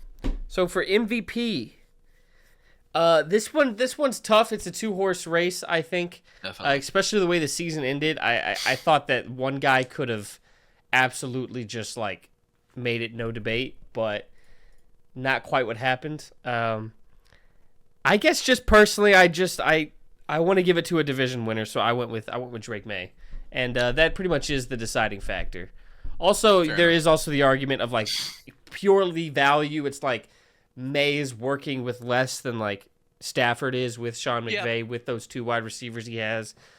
Not to say, I mean, like some of those guys over New England, like Diggs had looks the best he has in a season or 2. Yeah. And then some of those other guys, you see why they're in the league. But yeah, I'm going with Drake May. I did go with Stafford, but like you said, this is entirely a 2-horse race. I think it will be Stafford. I actually think it will be. He's a slight favorite right now. Slight, but he's not a heavy odds-on favorite. Like it's definitely possible May still wins this. I do think Stafford wins it as well. And frankly, like I don't want to do this because like it's the thing people did with like Patrick Mahomes and Drew Brees, where it's like Drew's about to retire, just give it to him. It's like, well, no, Mahomes clearly had the better year. Like it should be Mahomes. Like Stafford is going to retire in the next couple of years. Like it would be nice to see him go out with one. Yeah. He got the ring. Let's get him the MVP too. But like May is deserving of it if he does get it. Like that's totally. Either of these guys, I wouldn't be upset. I do think it'll be Stafford though. I'm with you. I do think. I think it'll be close though in the voting. Like I don't think Stafford's. Oh yeah, I think it's a close. Yeah, I agree. Offensive Player of the Year. I went with JSN. I went with JSN as well. Yeah, I mean like Bijan was awesome. CMC was awesome. Jonathan Taylor was awesome. Yeah, it's JSN. I think he handled. Yeah, that means defensive player of the year. This one is the most locked. This is the most locked. This is gonna be unanimous. There's no argument to be made for anybody other than Myles Garrett. Yeah. Like, give me Myles Garrett. I don't give a fuck that he did it with one extra game. He had 100 less snaps than TJ Watt or Strahan did. It's like, the most. And he was getting shipped constantly the last 2 years. Like nobody wanted to be like Tennessee gave him like 1 true pass rush rep, and he got a sack in that game. He got a sack finally against Cincy. I don't care if it looked like Joe Burrow gave up. Frankly, if he did, good on him. He's a good man. I don't even think it was that. Like Joe Burrow's like, I don't want to get popped. I'm just gonna go down. The get off on that play was ridiculous. It's not like that was an unearned sack. Like that was like near Usain Bolt level get off. Like with how quickly he got to the spot. So, that's just good fucking like ethical rushing right there. Yeah, no question about it. It's Garrett. Offensive Rookie of the Year, the odds-on favorite by far, I think, is Tyler Shuck. I would give this to T-Mac, but that's who I have. I have Tet, and I thought Tet was still the favorite. I thought Shuck was now, but I could be wrong. Let me see. I mean, it doesn't matter either way. I hope he is. That would be nice. Let's see. According to Vegas Insider, looks like it's still McMillan. Yeah, it's still Tet. Yeah. Oh shit, by a lot. Shuck isn't even above Dart on some site. On some Shuck is the second guy. On some Shuck is as high as plus 250, plus 225 as well. It's Vic fell off a lot. Yeah, how he started the season. That sucks. Tenero McMillan also in terms of like importance to his team, like McMillan deserves it for sure. Like. That's the team that won their division. That's the team that passing game was clearly elevated with his ability. Yeah. Came in and from day one was instantly a wide receiver 1.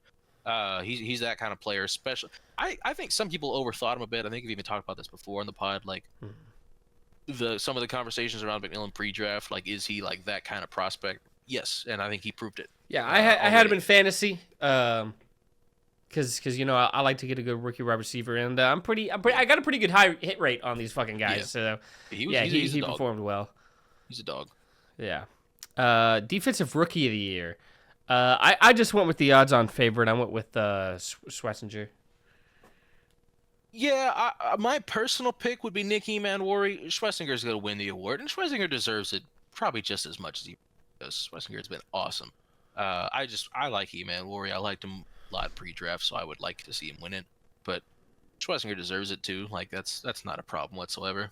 It's a very, very comfortable award winner for me. I feel good about it. Yeah. Next, do you want to do protector? Or yeah, I just went ahead and went with Sewell just because like he's currently the slight favorite, and like this is a weird one because it's the first time the award's been given, so no precedent. We're gonna find out. Yeah, so it's not like we have like previous things to base this on. Yeah, same here. I just went with Panay. It's gonna be a tackle. It's always gonna be a tackle unless a guard is just clear. Like 2018 Quentin Nelson like would have won it, but like Jason Kelsey year out there, like yeah, but like I can't think of like many other years. Where, maybe if an offensive line as a group is dominant enough, maybe they do go with like the center. And I really do think that's what the award should be. It should be the offensive, like best offensive line. I think that should be the award because even if you could have the best offensive lineman, period. Yeah.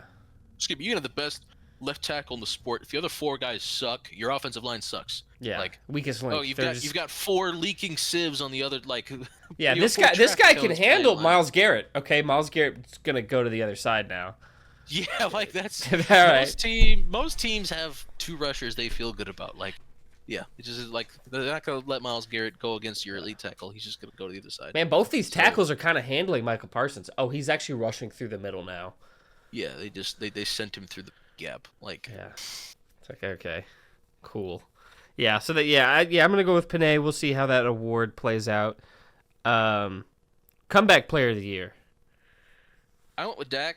Yeah, I went with Dak as well. Okay. I think CMC is the favorite. I don't even know if Dak is number 2. Like comeback player is weird. Could be Hutch. Like, I guess I don't know. CMC, I understand. Where's comeback player? Let's see. Looks like second is Trevor Lawrence. Oh yeah, he was hurt last year. Okay, yeah, so it goes. But I mean, CMC, Lawrence, Prescott. That's the 3. In the spirit of the award though, like Lawrence has like never had a year like this though, so it's like that's also partially like coming back from just not playing as well. Yes, I hate the comeback player. Dak has always been great, so it's like I feel like Dak gets hurt, comes back, and plays great football again. Like that's more deserving of comeback because it's like Trevor Lawrence. Yeah, he came back from injury, but he's also playing way better than he ever has before. So it's like he's not coming back. He's reached a new level. And I'll be fine with Christian McCaffrey winning. Like this guy, like going out. Like once you're like, hey, I might go to Germany specifically to go get this surgery to save my career. I need to talk to a like this fuck ass doctor over here because they're the only one who can operate on this. Like that's that sounds terrifying. He comes back and he's just the same guy. Yeah, like he's just like 95% of what he was at his best. And he's like, mind you, this guy was drafted in 2017, and we're in the year 2026 now. Yeah, honestly, being a running back. He's about to turn 30. I think he's still 29. Yeah, being a running back, like knowing the short careers that they have and the injury history he has, like him still being at this level is impressive. Yeah, 29 years old. He turns 30 in June. So, yeah.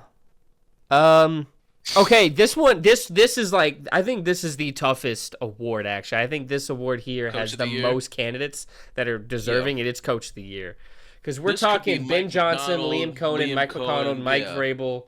Yeah. Like those are Kyle Shanahan. D'Amico Ryans, you could sell me on Kyle Shanahan. There's like legit 6 guys.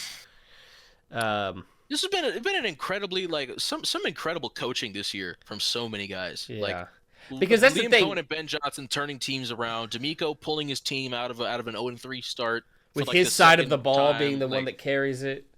Granted, Matt Burke's been the one calling plays, but like also for like D'Amico's been very coordinator conscious. I feel like you make the playoffs, you win a playoff game each of your first 2 seasons, but you also understand like, hey, maybe Slowick isn't good enough. Let's go. Let's fire him anyway. Even if you win a playoff game, you're like, I don't think Slovic's good enough. Let's go get Nick Caley.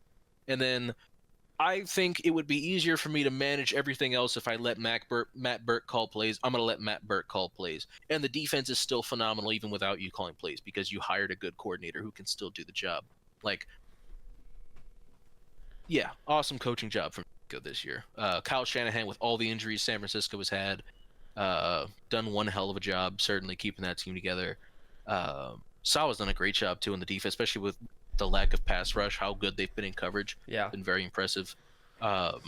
You lose your two best defenders. Yeah. Mike McDonald, 14-3, just ridiculous season. Sam Darnold, by the way, winning 14 games 2 years in a row. That's not accidental. That's just a good quarterback. I think only one other quarterback has done that, and that's Tom Brady. Yeah. So it's good, pretty good company, I think personally. And there's only a couple that have done 13 back to back. It's Brady, Darnold, Peyton, Favre. Probably, I don't know. Favre won 3 MVPs in a row. There might have been some third preseason. Yeah. Some great coaching jobs this year. So it's so tough. I went with I think I'm just riding with the guy that I've had all year. I'm gonna go with Ben Johnson. I gave it to 2 guys. Fuck it. Boo this guy. Make a fucking pick. Nah. If co-MVP has existed before, we can have a co-coach of the year. I gave it to Mike McDonald and Liam Cohen. Fuck it. I'm gonna give it to both of them. Guess we both think shit. Both. I think the 4 finalists will ultimately be Cohen, Johnson, Vrabel, and McDonald. I do think those will be the 4 that end up as the finalists for the award. Yeah. But I can't wait to see the voting. That's the only one I'm actually interested. Because normally it's kind of who cares. Is gonna be that one's gonna be interesting as fuck, and you're gonna see 6th place got a couple of first place votes as well. Isn't that interesting? That one's gonna be scattered to hell. You're gonna see Sean McVay in 7th place with 2 people who voted him first or second, and it's I get it. Yeah. Yeah. But yeah, I think, but fuck it, we can do a co-coach of the year. If gun to my head, if I'm picking one, I'm taking Mike McDonald. If there was a year, this is the year. Liam Cohen deserves it just as much, I think. So it's it pains me that literally everything about this Jags team is likable except the helmet. If it was any other team, I'm that's my Super Bowl winner right there. Yeah. But because they're not, I'm I can't do that. The Jags, but if it wasn't the Jags, just know, if I wasn't forced to not love this team, I would love this team. Speaking of, it is it now playoff prediction time? Walter Payton Man of the Year. I went with Jeffrey Simmons. I'll be writing whatever picks I gave last time, because we each picked our team and then we picked another guy. Oh, mine was the Cowboys, who I can't remember, and then I think DJ Moore was the Bears candidate. Yeah. Whoever Seattle's candidate is, I'll go with. Hey, if one of our guys get it, shout out. Shout out DJ Moore, guy. Dude. Yeah. Let me see. Seattle's NFL Walter Payton Club winner. Walter Payton Man of the Year. Let's see. Does this have the current teams? Yes. Okay. So Cowboys is Solomon Thomas. Yes. And then the Bears is DJ Julian Moore. Love. Wait a minute, no, Julian Love was for the 20. Who's their club winner this year? No, it's Julian Love again. It's Julian Love. Okay, it's Julian Love 2 years in a row, I think. So 2 years in a row. That's probably a guy who does a ton for the community. Shout out Julian Love. Shout out DJ Moore. Yeah, I know Jeff Simmons does a lot for the Nashville community as well, so I'd like to see him. But we want to go through the AFC side of things here first. How we usually kick it off. Yeah, you can give your picks first. All right, I'll give my AFC side of things here. So every year, wait, full AFC side or? Yeah, full. Okay, that makes sense. Yeah, full top to bottom. Here's my Super Bowl team out of the AFC. Yeah, and then we'll do it like that. All right, sounds good. Round 1. Yeah, some games. Some real good games, dude, for both conferences. This is a slate right here. This is a fucking slate, dude. Other than the 4 seed games, I don't expect those to be Yeah, this Crazy, is a but fucking banger ass the weekend. 7-2s and the 6-3s, these are some fucking slates, dude. Um, I actually have the Chargers beaten, and I think matchup wise, I think this is like one of the better matchups for the Chargers in this AFC bracket. I think this is actually, I don't want to say lucky because New England was awesome this year. They went 14-3, but like in terms of how they match up with them personnel wise, this was like one of the better draws they could have gotten. Like if they got Jacksonville again, they would have gotten smoked just like they got the first time. Like if they drew what he calls it? Like well yeah, that was just their options. They would have Pittsburgh, I think, but New England I think is a good matchup for them.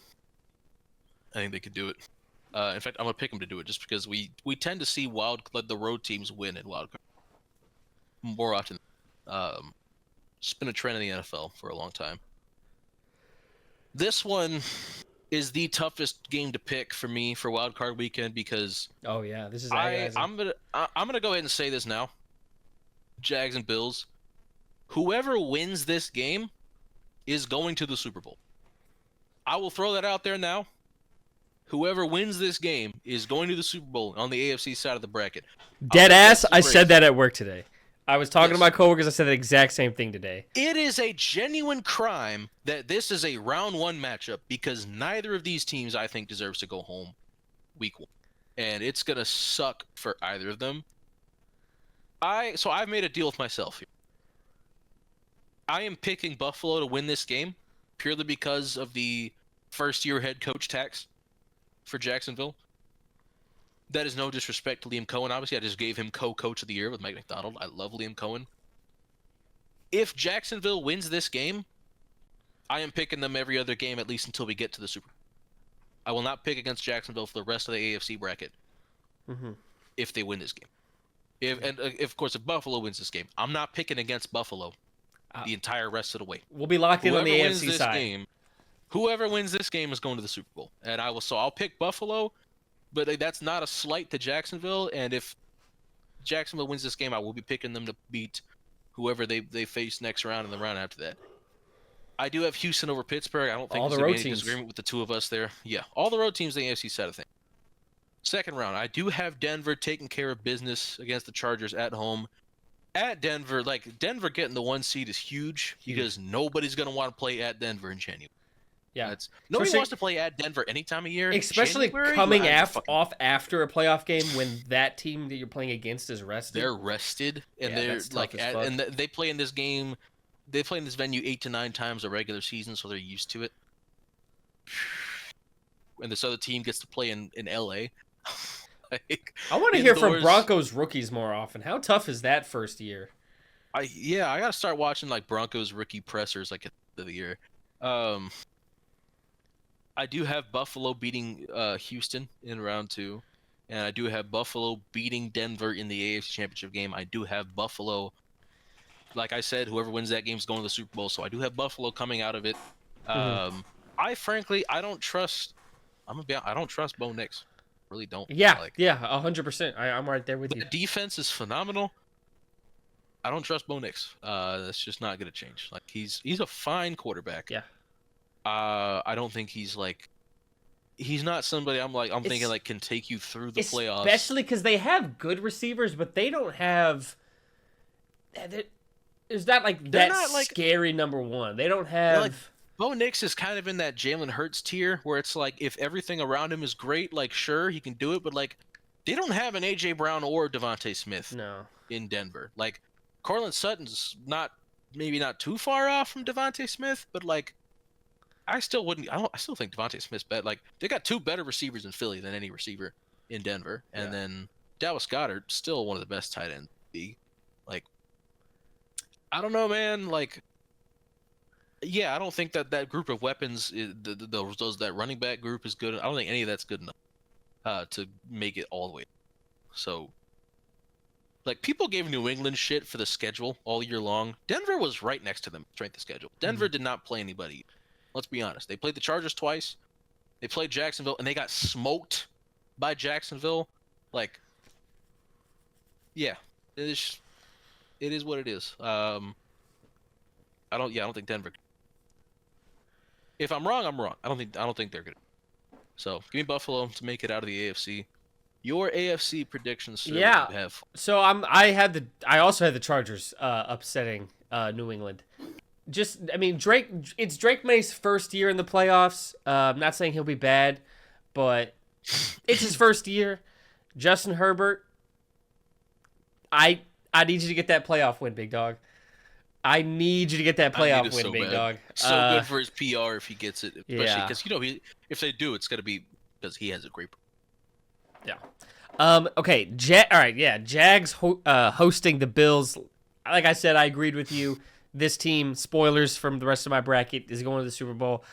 I went with Jacksonville. I dead ass. I was sitting here picking it, and I'm out loud screaming, but it's Josh Allen, though. And it was so tough. But I was just like, the team overall is better. They're at home.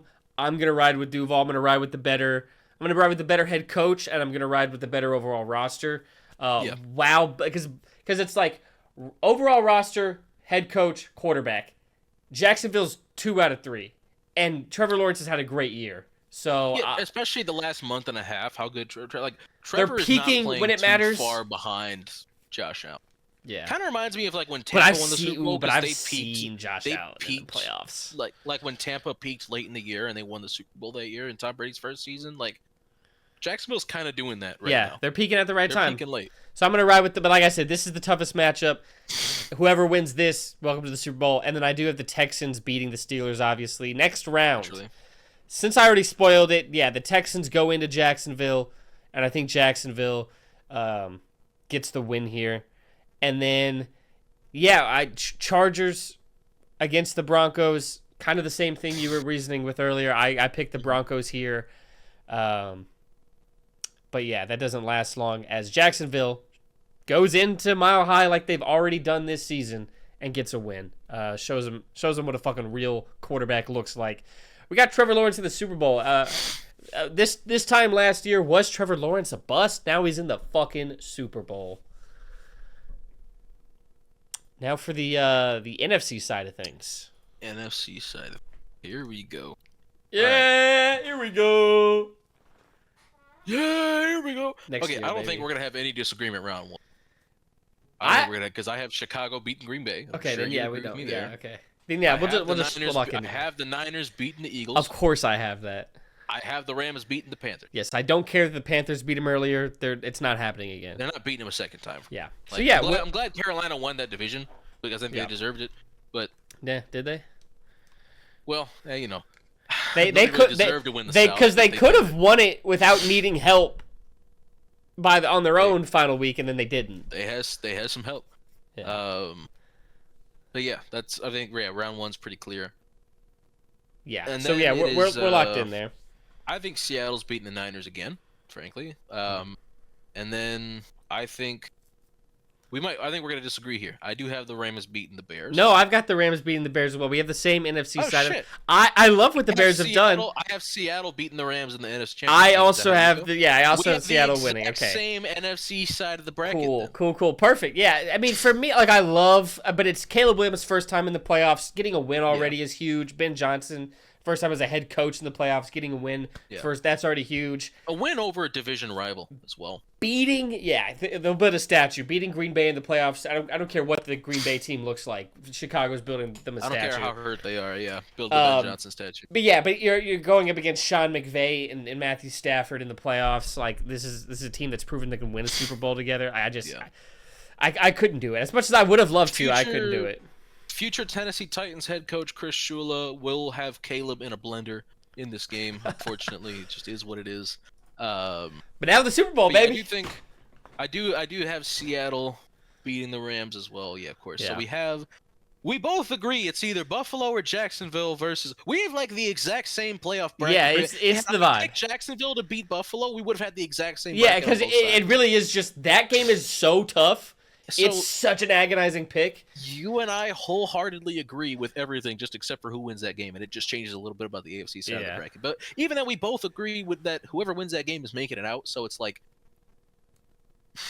but then So who do you? I have Seattle winning it all. I also have Seattle winning it all. So you and I have the exact same process everywhere. The only difference is the game that we think is going to decide the AFC side of the Super Bowl. And like you said, if that's a different logo on the fucking Jags helmet, we probably have the same. We probably have the exact same bracket. Maybe we'll never know. Maybe I like the. It's Josh Allen though, but it is Josh Allen in the playoffs. Fuck, because he's a monster in the playoffs. I know he hasn't won the Super Bowl yet, but he's a monster in the playoffs. You and I were in complete lockstep here, pretty much for the most part, though. So I mean, excuse me. As far as I'm definitely rooting for Seattle. I will admit there is some I want them to win, so I'm gonna pick them to win because it's realistic as well. Sure. Like. Seahawks fans, nobody after Seahawks and Saints fans, because Saints fans too were acknowledging the duel between Ward and Shuck and how that was just like a straight blow for blow type of ordeal. Yeah. But I heard somebody describe it the other day, the way Seahawks fans were talking about Cam Ward, they looked like they survived an encounter with the Grim Reaper. They were gassing him up like crazy in that game, even though they were winning the whole time. Also, they were like, Seattle Super Bowl. Vikings fans might kill themselves. If Sam Darnold goes out there and wins, if he wins Super Bowl MVP, they're going to kill somebody. Dude, I was talking to my Jets fan coworker today, and he was like, "Yeah, keep hearing people giving us shit about Sam Darnold. All the Jets shouldn't be embarrassed." He's like, "The Vikings had him last year, and they won 14 games, and they let him go. How is that not more embarrassing than what we did? They had him, and they were like, no, we're good. We got J.J. McCarthy." Sam Darnold he's on his fifth team. He's started for 4 of those. This is his 4th team starting. So at a minimum, 3 other teams fucked up. Again, Sam Darnold won 14 games last year. They let him go, and he won 14 games again with a different team. That's not accidental. Completely, You got to learn a whole new system. No. You got to get rapport with a whole new offensive line and receivers. If oh my God, Sam Darnold, please perform well in the playoffs. Sam Darnold, if you can hear me, please don't have a stinker. At least a little bit, because I think Kubiak was in San Francisco at the same time Sam Darnold was, so they did at least know each other from then. There was familiarity, and it was a similar system to what Darnold ran in Minnesota, because, the Shanahan-McVay tree, it's 2 cheeks the same ass, that's a nice ass. It's a great ass. Kevin O'Connell is a Sean McVay disciple. Clint Kubiak is a Kyle Shanahan disciple. That's 2 cheeks of the same ass. They do different things. The core of what they do is the same. It's outside zone. It's play action. It's short intermediate passing game. They have different ways of going about it, but.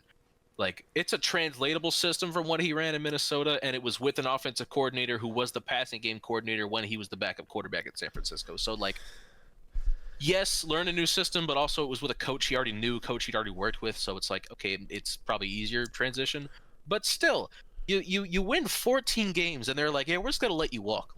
That's insane. I understood why they did it, and I even, I was cool with them doing it. I'm not going to pretend I thought it was ridiculous when they did it, because I had hopes that J.J. McCarthy would be, pretty at least comparable to what Darnold was this year. I thought they would step back, because I thought McCarthy would have some growing pains. I didn't know it would be as bad as it was. Yeah, brother stinks. But I still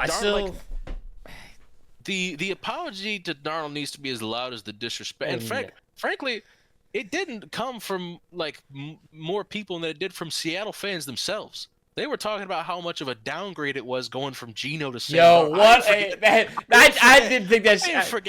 I didn't forget. I'm not letting that shit slide. All right, I don't. Geno's having he's having Taliban edits after Taliban edits made of him, dude. Dude, I get reels completely unrelated to football. Man, just failed my final. It's all Geno Smith's fault. That's how bad people. I saw a TikTok of a girl asking, "Why is it always Geno Smith when guys are complaining? Why is it always about Geno Smith?" I ain't never seen somebody say that about Sam Darnold. Nah, I never seen somebody say that about Sam. Even when the Jets were bad, with Darnold, I never seen somebody say that about Sam Darnold. If Sam Darnold wins Super Bowl MVP, Give Colin Cowherd a ring. I don't give a fuck. Give Colin Cowherd a ring. Give Colin Cowherd a ring. Absolutely. You know, oh my god, because he's gonna victory lap that so hard. And he fucking, he should. He deserves it. He should. He's like, I went and like, I was scrolling through his YouTube to watch everything he said about, I just typed Sam Darnold and I'm like, let's see what this fucker said, because I want to know what he's been saying. Like, he was celebrating so hard last year. He was celebrating so hard this year. Like, yeah, I'm 100% with you. Give Colin Cowherd. He must have had he must have had a segment talking about, like, you know, maybe players don't fail, maybe teams fail players. I forget who said it. He was somebody like real big. I don't know if it was it might have been a quarterback, like a Hall of Fame quarterback, or it was either that or a really good head coach who was like, it was Matt Ryan. I think teams. Was it Matt Ryan? I don't know. I don't think it was. Because he'd be talking into a lot of mics. It might have been Matt Ryan. Talking like, but it was somebody was like, teams fail quarterbacks more often, or like organizations fail quarterbacks more often than quarterbacks fail organizations. That might have been like, that might have been Matty Ice, man. I don't think it was, but I'd be interested to know who. I'm gonna look up teams fail quarterbacks. I think organizations was the word that he used. If you want to find the exact quote, it's probably easier that. Organizations fail young quarterbacks. Let's see. Oh, Kevin O'Connell. This is a clip of Kevin O'Connell. That's what I thought it was. That's crazy that he, of all people, said it, but given the circumstances, McCarthy, he's like, yeah. But like, yeah, like I think he's absolutely right. Maybe Kevin O'Connell's not that guy. Whoa. Maybe it was just Sam Darnold the whole time. Whoa. He has still never won a playoff game. Like, that is definitely that's like big. Something that like, yeah, because they lost to the Brian Dable Giants in his first year, and they lost obviously last year in the playoffs. So made the playoffs twice. He's lost. Not granted, there's been some quarterback injuries those other 2 years, so like I get it. Because you get like Kirk got hurt in year 2, but still, that's no playoff win in those 4 years. It does like clock's ticking. Clock's ticking. Go win a playoff game. In fact, I'm really surprised Minnesota didn't fire Kwesi. Like, I wouldn't fire Kevin O'Connell, not by any means. I would absolutely fire Kwesi. I'm surprised at it. But whatever. Shit. Oh, you know what? We should actually make the picks on the CBS. Oh, I just did. That's what we should do. Yeah, I just did. Oh, motherfucker. Okay, well, because we were making the picks. Yeah, no, I understand. I didn't. I think since we're so in lockstep, unless you decide to change your picks during the actual 18 CBS seasons of John Harbaugh. Wow. Yeah, I'm currently up. I'm up 5 I'm up 5 right now. I'm not doing what I did or what I thought about doing last year. God, the 12-5 Bills at the 13-4 Jaguars in round 1. That's disrespectful. Like, that's somebody should have intervened to not let that happen. Like, Buffalo should have lost to the Jets or something. Like, just to make sure. Like, I would have loved to see Houston and Jacksonville in the first round. That would have been fun. Because I would have loved to see Houston get the brakes beaten off of them in round 1. Awesome. But also because I fucking hate the Texans. Like, I have a lot of love for this Jackson. I really do. Everything about it except for the fact that Jaguars, to me, is awesome. I like James Gladstone. I like Liam Cohen. I like both of these edge rushers as prospects. I've always loved Trevor Lawrence. I love Brian Thomas Jr. I love Jacoby Myers. Like, love Bashal Tootin. Like, so much about this. Devin Lloyd. So much about this team that I love and that I would love if it wasn't Jacksonville. I hate everything about the Houston Texans. I really do. Evil organization. Yeah. I would love to see Jackson dick off of them. Unfortunately, that's not going to happen. They get to play the fucking geriatric Steelers round 1, and they're going to by 30. Well, think about it this way. Imagine the Steelers win. Imagine the scenario. Aaron Rodgers turns back the clock. I'm rooting for it. Aaron Rodgers gets, like, final ride. He beats the Steelers. Or beats the Texans. That'd be awesome. Yeah. Just to get a playoff win in what could be his last season, he may very well retire. But yeah, in the true spirit of Wild Card Weekend, I only have one home team winning. It's Chicago. Yeah. It's Chicago, baby. Boom, boom, boom, boom. feel really good about it. Feel very, very good. It's time for the big segment, dude. It's time. Top 3 of the week. New Year's resolutions. Yes, sir. Annual segment. Yeah, annual. Yeah, they're fun. They're fun. They're cool. My YouTube channel pretty much is what it is now because of a New Year's resolution. I was like, you know what? This year, the resolution, gonna be making videos. I'm gonna lock in. I'm gonna really give it a shot. And yeah, I mean, I here we are. This is year 4. This is year 4. Going into year 4. This is year 4 of me really trying with the channel. Yeah, but yeah, we got some New Year's resolutions here. Do you want to start, or do you want me to start? You go ahead and kick us off. Okay, I'll kick us off because I already kind of talked about mine a little bit earlier. The New Year's resolution for this year, I didn't do it last year. I'm hitting 5,000 subs this year. I'm going to be hitting 5,000 subs this year. 5,000 subscribers. We are currently at 2,747. Doable. Yeah. Didn't do it last year. We're doing it this year. Yeah. That's, yeah. And it's because I've got the cooking thing. Like, that's when I'll be able to be a lot. It's easier to be consistently putting those out. If the first one does well, I might make that weekly. Like, those I could probably have one come out every week. But yeah, that'll be a good one. I will be streaming a Wii game this week. 100%. I keep saying it and then not doing it. This fucking week's the week. Ben 10, Alien Force, Vilgax Attacks. Stream this week. Either tomorrow or Saturday. Either tomorrow or Saturday. Actually, you know what? I will be doing it tomorrow. Saturday, I'm going to be doing Power Rangers watch along for the next season. I'm going to cover in a big video. All right. Anyways, yeah, 5,000 subs. Go for the year. That's the resolution. It's happening 100%. It's happening. You're number 3. Oh. Number 3. I want to experience more firsts this year. Okay. I don't know what that entails yet necessarily. I like that. I like that, though. I was thinking about this last night.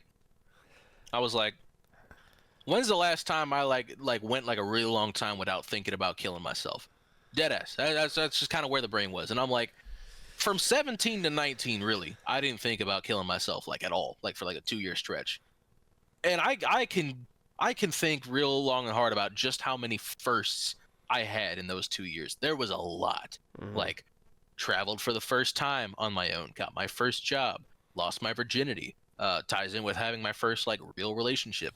Like, in those 2 years, like, graduated high school, like, went to prom, did a lot of shit, like, went cliff diving, like, did a lot of shit I ain't never done before. It's been a while since I did some shit I ain't never done before. I need to go do some shit I ain't never done before. Or at least some shit I haven't done in a long time. Like, I need to go to Texas this year. No question about it. I need to go to Texas this year. It's been way too long since I've been. I haven't been to Texas since prom. You can. I'm pretty sure it's been 4 years. You can save money on a hotel and just chill here. Oh, I've got like 8 different people I could stay with. Like, it'll be you, but I'm like, I have options. Like, my brother. Excuse me. I got my brother. Got a lot of different friends I could stay with. I know damn sure I'm not the only thing I have to worry about is like boarding costs to like leave my cats at the shelter or like if I pay a friend to like feed them and clean the litter boxes like while I'm gone. But like, yeah, I know I wouldn't have to worry about hotel expenses at least because I know I'm gonna have a place to stay no matter what. Yeah, I haven't been to Texas in like 5 years. Almost. I have. Unless there's a time I'm forgetting, but I don't think I've been. Nah, because I went to Oklahoma like 3 years ago, maybe 4 at this point. When I went to go see Gabe, but I haven't been to Texas in at this point 4.5 years. But by the time I go again, it'll probably be in the summer. It'll be 5 years since I've been to Texas. So Yeah. No, I got a young man's got to go back here in the future. So yeah, more firsts, or at least doing more shit other than just being here. Like I need to go out more for sure, but like I experience some things for the first time this year. Absolutely is something I got to do. You're number 2. My number 2, I want to travel more. I'm going to travel more. There's going to be 3 guaranteed trips I want to take this year. I want to go see you once. Mm-hmm. I'm going to go to Pokemon Worlds as soon as those tickets go up. And then the third one is because when I went to Pokemon Worlds, like the hotel, I went to a hotel and like there was a guy in the lobby like that worked for the hotel, like giving out a deal for another trip. And I took that, so I have like this trip loaded. There's like a couple of different places I could go to for the hotel. I don't know. I don't know where exactly I'm gonna go yet. Maybe New York. I've never been to New York City. I might go to New York City. It's a great call. But you know what else? I mentioned it to my brother when my brother and I were at my dad's, like going to Texas again, and my dad even said like, "Yeah, I'll use some flight points on you. I won't even have to pay for a plane ticket, bro, or a hotel. I just have to pay to like keep my cat somewhere for a week." Yeah. And then like obviously pay for shit when I'm in Texas, but like that's a cheap vacation. Yeah. But sorry, go ahead. I mean to cut you and off. then I was trying to think of when I could go see you. I definitely want it to be like a 3-day weekend. Next month is President's Day. Yeah, I don't think I have President's Day off, but I do get like You don't have get President's Day? Friday off. I don't think so. I'll double check. I don't think. Because if I went that weekend, we'd be together for Valentine's. Because if I left the 13th, which is that Friday, 14th, 15th.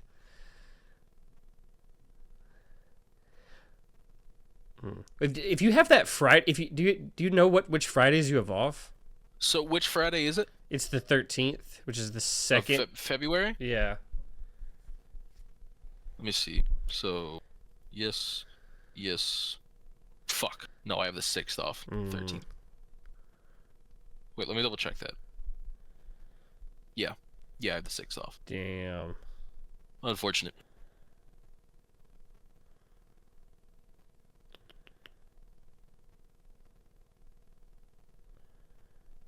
Because I think it'd be cute if we were together for Valentine's. What the fuck? Jason Garrett is interviewing for the Titans head coaching job on Friday. Can we interview a good fucking candidate, dude? This shit's starting to concern me. I didn't know he was in rotation like that. I didn't think anybody would be on it. Dude, I understand the Titans are gonna cast a wide net. The net's a little too. The net don't need to be this wide. Yeah. They don't got. Like, hey, especially for it's all retreads so far. It's all guys who've done it before. Give me some fucking give me somebody who ain't never done this shit before, man. What are we doing? Right. Yeah. My resolution is to travel more. You're number 2.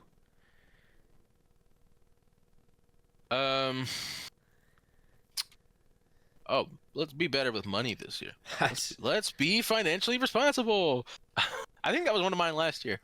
That should tell you I didn't do it, which means I'm going to do it this year. So, yeah, let's be better with our money this year. That's my goal. That's number 2. You're number 1. My number 1, the main thing I want to do this year is eat healthier. Not even not even necessarily lose weight, although I would like to slim down a little bit, but mainly just getting all the nutrients I need, eating less processed look wonderful food. Right now, by the way. Thank you. Just gotta let you know, they do look very nice. Thank you. Yeah. So eat healthier is the biggest thing. I this last payday, I went to HEB, went on a good food shopping spree, which didn't even end up costing me as much as I would have thought, for how much I bought. But yeah, meal prep. I'm meal prepped. We're gonna get back to meal prepping every week, having just a good variety of options instead of just like here's chicken, here's beef, here's rice, here's the same pasta. That's what the cookbook is for. Yeah, that'll help. That hopefully that'll help. Yeah, just having a good variety in terms of what I eat, healthier options, less processed food. Not a complete cold turkey on any fast food or processed stuff, but just a significant reduction of said stuff. And I'm off to a good start, man. I mean, playing around, shopping, going grocery shopping myself, looking at everything. Felt like I was able to just find more stuff, and have less just shitty snacks lying around the house to accidentally binge on when I'm like, fuck it, I can't do it anymore. Yeah, see, like that's maybe this is counterintuitive, but like I got a decent amount of chocolate for Christmas, like just as stocking stuffers. I ate the chocolate so quickly just so I wouldn't be tempted to like keep eating it. No, I did the same thing. I was like, let's get it out if now. I just eat all the chocolate now, I won't have any chocolate in the house, and then I won't be tempted to eat chocolate because there won't be any chocolate. So I'm like, yeah, I can eat like an entire bag of Lindors today. Yeah, why not? I don't have the science, but I'm gonna say it's better to have one disgusting day than like always break barely over, the whole time. I think so, because like that one day really shouldn't hurt you if it's just the one day. So I'm like, I'm gonna eat all this shit right now, because I had some Lindors, some Ferrero Rocher, and some fucking like those like coins, like those chocolate coins, you open the foil, it's like a $50. Like I had all that, so I'm like, I gotta eat it now because I don't want to eat it later. So I'm just fuck it, and I ate it all. Fuck it. Fuck it. I ate it all. We both ain't shit.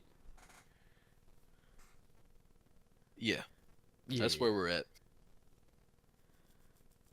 That's where I'm at anyway. Yeah. With that, but anything else in regards to the healthy eating stuff, or you got it? No. I mean that's it. Just right. just eating healthier, eating less bad. You're number one. Similar vein, I need to stay on the fitness this year. I know that was definitely one of mine last year, but I actually did start picking it up towards the end of the year. Really got to be on my A game this year as far as working out goes. I got a weighted vest better as well to walk in. Weighted vest. Yeah. Interesting. We'll see if that's the move. Now you're gonna know how it feels to be Jacob. I think it's a 16-pound vest. Oh, that ain't even close. Never mind. Well, because after a good long walk with an extra 16 pounds on you. Oh yeah. I mean, yeah, I feel it because I walk with an extra 50 pounds on me. I haven't weighed myself. I need to weigh myself. I'll weigh myself Sunday. Every Sunday I'll weigh myself, and I'll update the pod on the weight. Because I do want to lose a little bit of weight, but that's not the main. The main goal is my nutrition. Right. But yeah. Everything else will come with that, frankly. Yes, hopefully, like that's just splurging on Skinny Pop. That'll do it. Get this guy some Built Bars. Yeah. We got to get you some communion wafers as well. Those do be slapping. Hey, 0 calories, 1 gram of protein. I'm just saying. 500 grams of protein, 0 calories, fellas. It's a new bulking hack. Oh my god. If you eat 500 of it, 500 serving.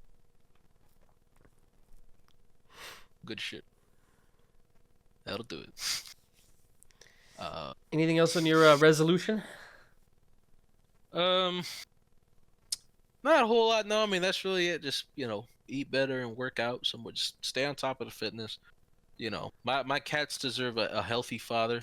Part of that, get the blood pressure down a bit because I do have hypertension from my dad's side of the family. So like, being overweight and being a coffee drinker, like that's not a good combination. So like, if I'm gonna be a coffee drinker, I may as well be in shape just so I'm not, having issues with the blood pressure. So, yeah, that's another. Definitely want to get that down. Yeah, but I mean that's probably it as far as that goes. It's time for what we've been on. What you been on, brother? I ain't been on. Well, I've been on some. So yeah, I played Dispatch. Yeah. Been you at about the same great ending. Time. Yeah, of course we did. Of course, locked in. We did. We're locked in. Little demon twin. My twin. Brayden, my evil twin. My twin flame. So I tried to be a good Robert. That's the kind of man I am. So you know, went and did not kill Shroud. Yeah, First of all, same. he's voiced by Matt Mercer. I didn't want to kill Matt Mercer. I love Matt Mercer. Well, for me, it was like, all right, who? Because Vizzy gets shot, and it's like, okay, that's obviously her shoulder. She's cool. All right, Chase is alive down there. Who did Shroud kill that I know? Oh, just my dad. Chase told me like explicitly my dad wouldn't want me to kill him. Okay, all right, I won't kill him. Yeah, Like, what sense is there in me kill play? He's not a threat anymore. I just beat the fuck out of him like within an yeah, inch of his life. I yeah, don't need to keep going. Like yeah, we're good. yeah. I was like, okay, we're cool, we're chilling. Also, like the whole thing is like reforming these supervillains for their sake. It's better to see me not kill this guy. Yeah. So.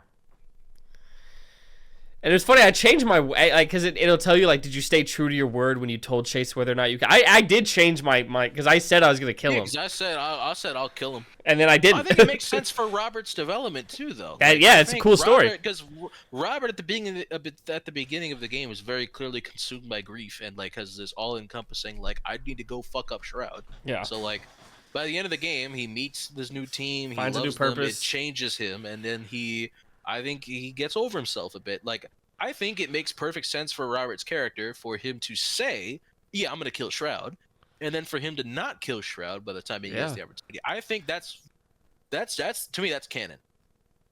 I like that. Hey, that's what happened in my game. So that's my canon. Yeah, that's my head canon. But That's like what to happened me, in my that's game. canon, for sure. Yeah, I went through that development with him because when I said I'm gonna kill him, I was like, yeah, I'm gonna kill him when I get the chance. Yeah, for sure. I'm like, yeah, I'm fucking him up. And then got to the end of the game, and I'm like, it just doesn't. I don't think I should. Yeah, and I was like, it's not right. No, this isn't you. I won't let you change who I am. Yeah. Yeah. So hi, Dirk. He's so handsome. Got a beautiful coat. Yeah, yeah. Very shiny. He's Shiny a dog. nice, healthy boy. Mm-hmm. Do you give him fish oil? Nah. Oh, his coat's very shiny. It looks like you give him fish oil. Nah, he just, Impressive, nonetheless, even without the fish oil. He's just naturally shiny. he's a sparkler. He's a sparkly boy. He's very handsome. He gets it from you. Yeah, that's true. What else I've been on? What have I played? Let me look out on my Steam library quick. See what else I've been.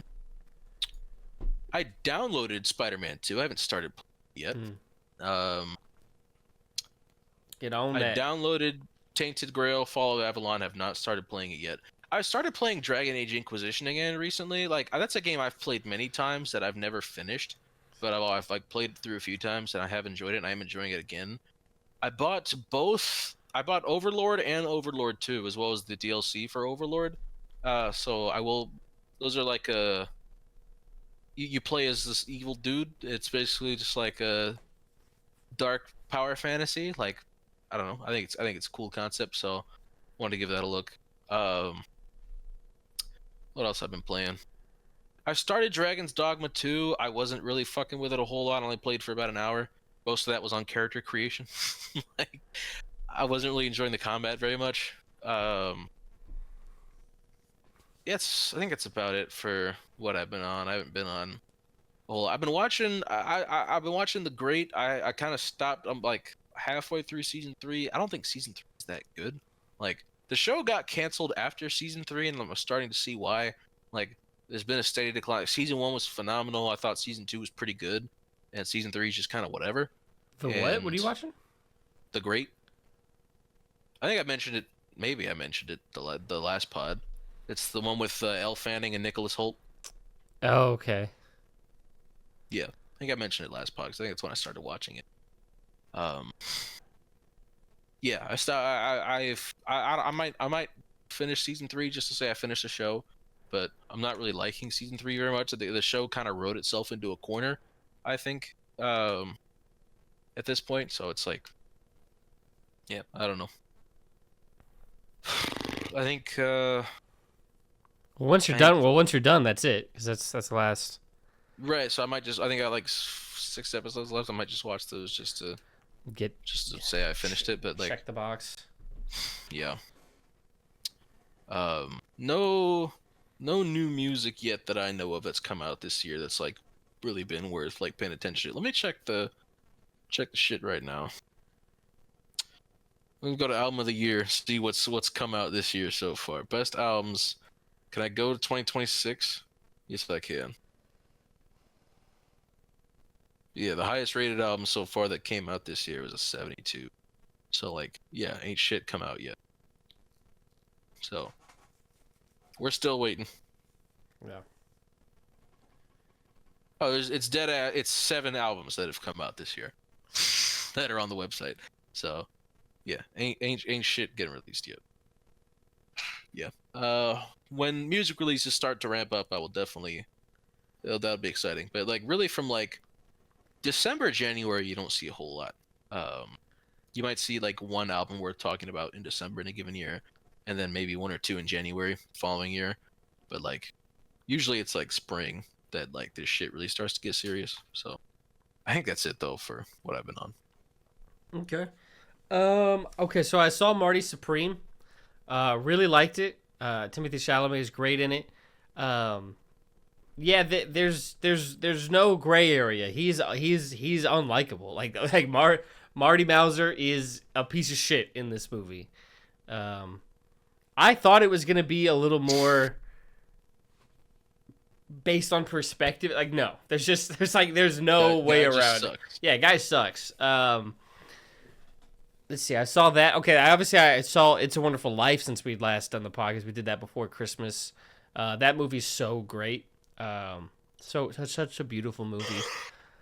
Huge emphasis on community, which is nice, and like helping your fellow man. I was watching and I was like, man, maybe we really have just like regressed. This is I'm watching this. Severely. I'm like, oh my God, like this is because like Ben Shapiro put out a video. I saw a clip of him defending the villain of the movie because he's like, well, from a business perspective, like what he is saying. And I was like, dude, shut the fuck up! Shut the fuck up! So I have my friends sent me this the other day. I think this makes perfect sense. Mm-hmm. If you look at cultures in the country that are collectivist, that are more community oriented versus more individualist cultures, mm-hmm. the difference is wheat and rice. Cultures where in countries where wheat was the primary crop, you don't have to rely on anybody else for wheat. You can grow your own wheat, rely on yourself for the wheat. Very easy. Rice required a very complicated irrigation system that required multiple people doing everything perfectly to get that shit to work the way it was supposed to. I think that's probably it. That's probably exactly it. Yeah, collectivist, more community-oriented cultures are typically cultures where rice has been a dominant crop for centuries, if not millennia, and then the same thing can be said about wheat in more individualistic cultures. Crazy how that shit works, but yeah, once again, agriculture is the root of all evil. No, not really, but yeah, I think there's merit to the wheat versus rice discussion. I do think it's worth thinking about, certainly. Yeah, that's very interesting. Let's see, and then I've seen the first 4 episodes of Heated Rivalry. I don't know if you've heard of it. I have not. You haven't heard of Heated Rivalry? You haven't heard of the hockey show that's out right now? Oh, okay. I think I have because there's definitely. It's a good, wholesome hockey show. Yeah, I'm sure. No, it's mostly like I'm just watching gay porn in my living room. Yeah, no, 100%. Like I've definitely heard like that's a lot of what it is. Yeah, it's a lot of. But it's good. But it's good. I was watching I was watching the 3rd episode where it kind of shifts focus from our main couple to a different pairing, and I was like, all right, I'm gonna watch this and kind of write a bit of a script up. I didn't write a fucking word. I just sat there like with my laptop in my lap and just did not write anything. I just was like, whoa. Is that good? Yeah, it's good. I mean, it's good. Yeah, it's good. It's a lot of boy butt. You know, if you can handle looking at some boy butt. I don't mind boy butts. If you can handle looking at some boy butt, yeah.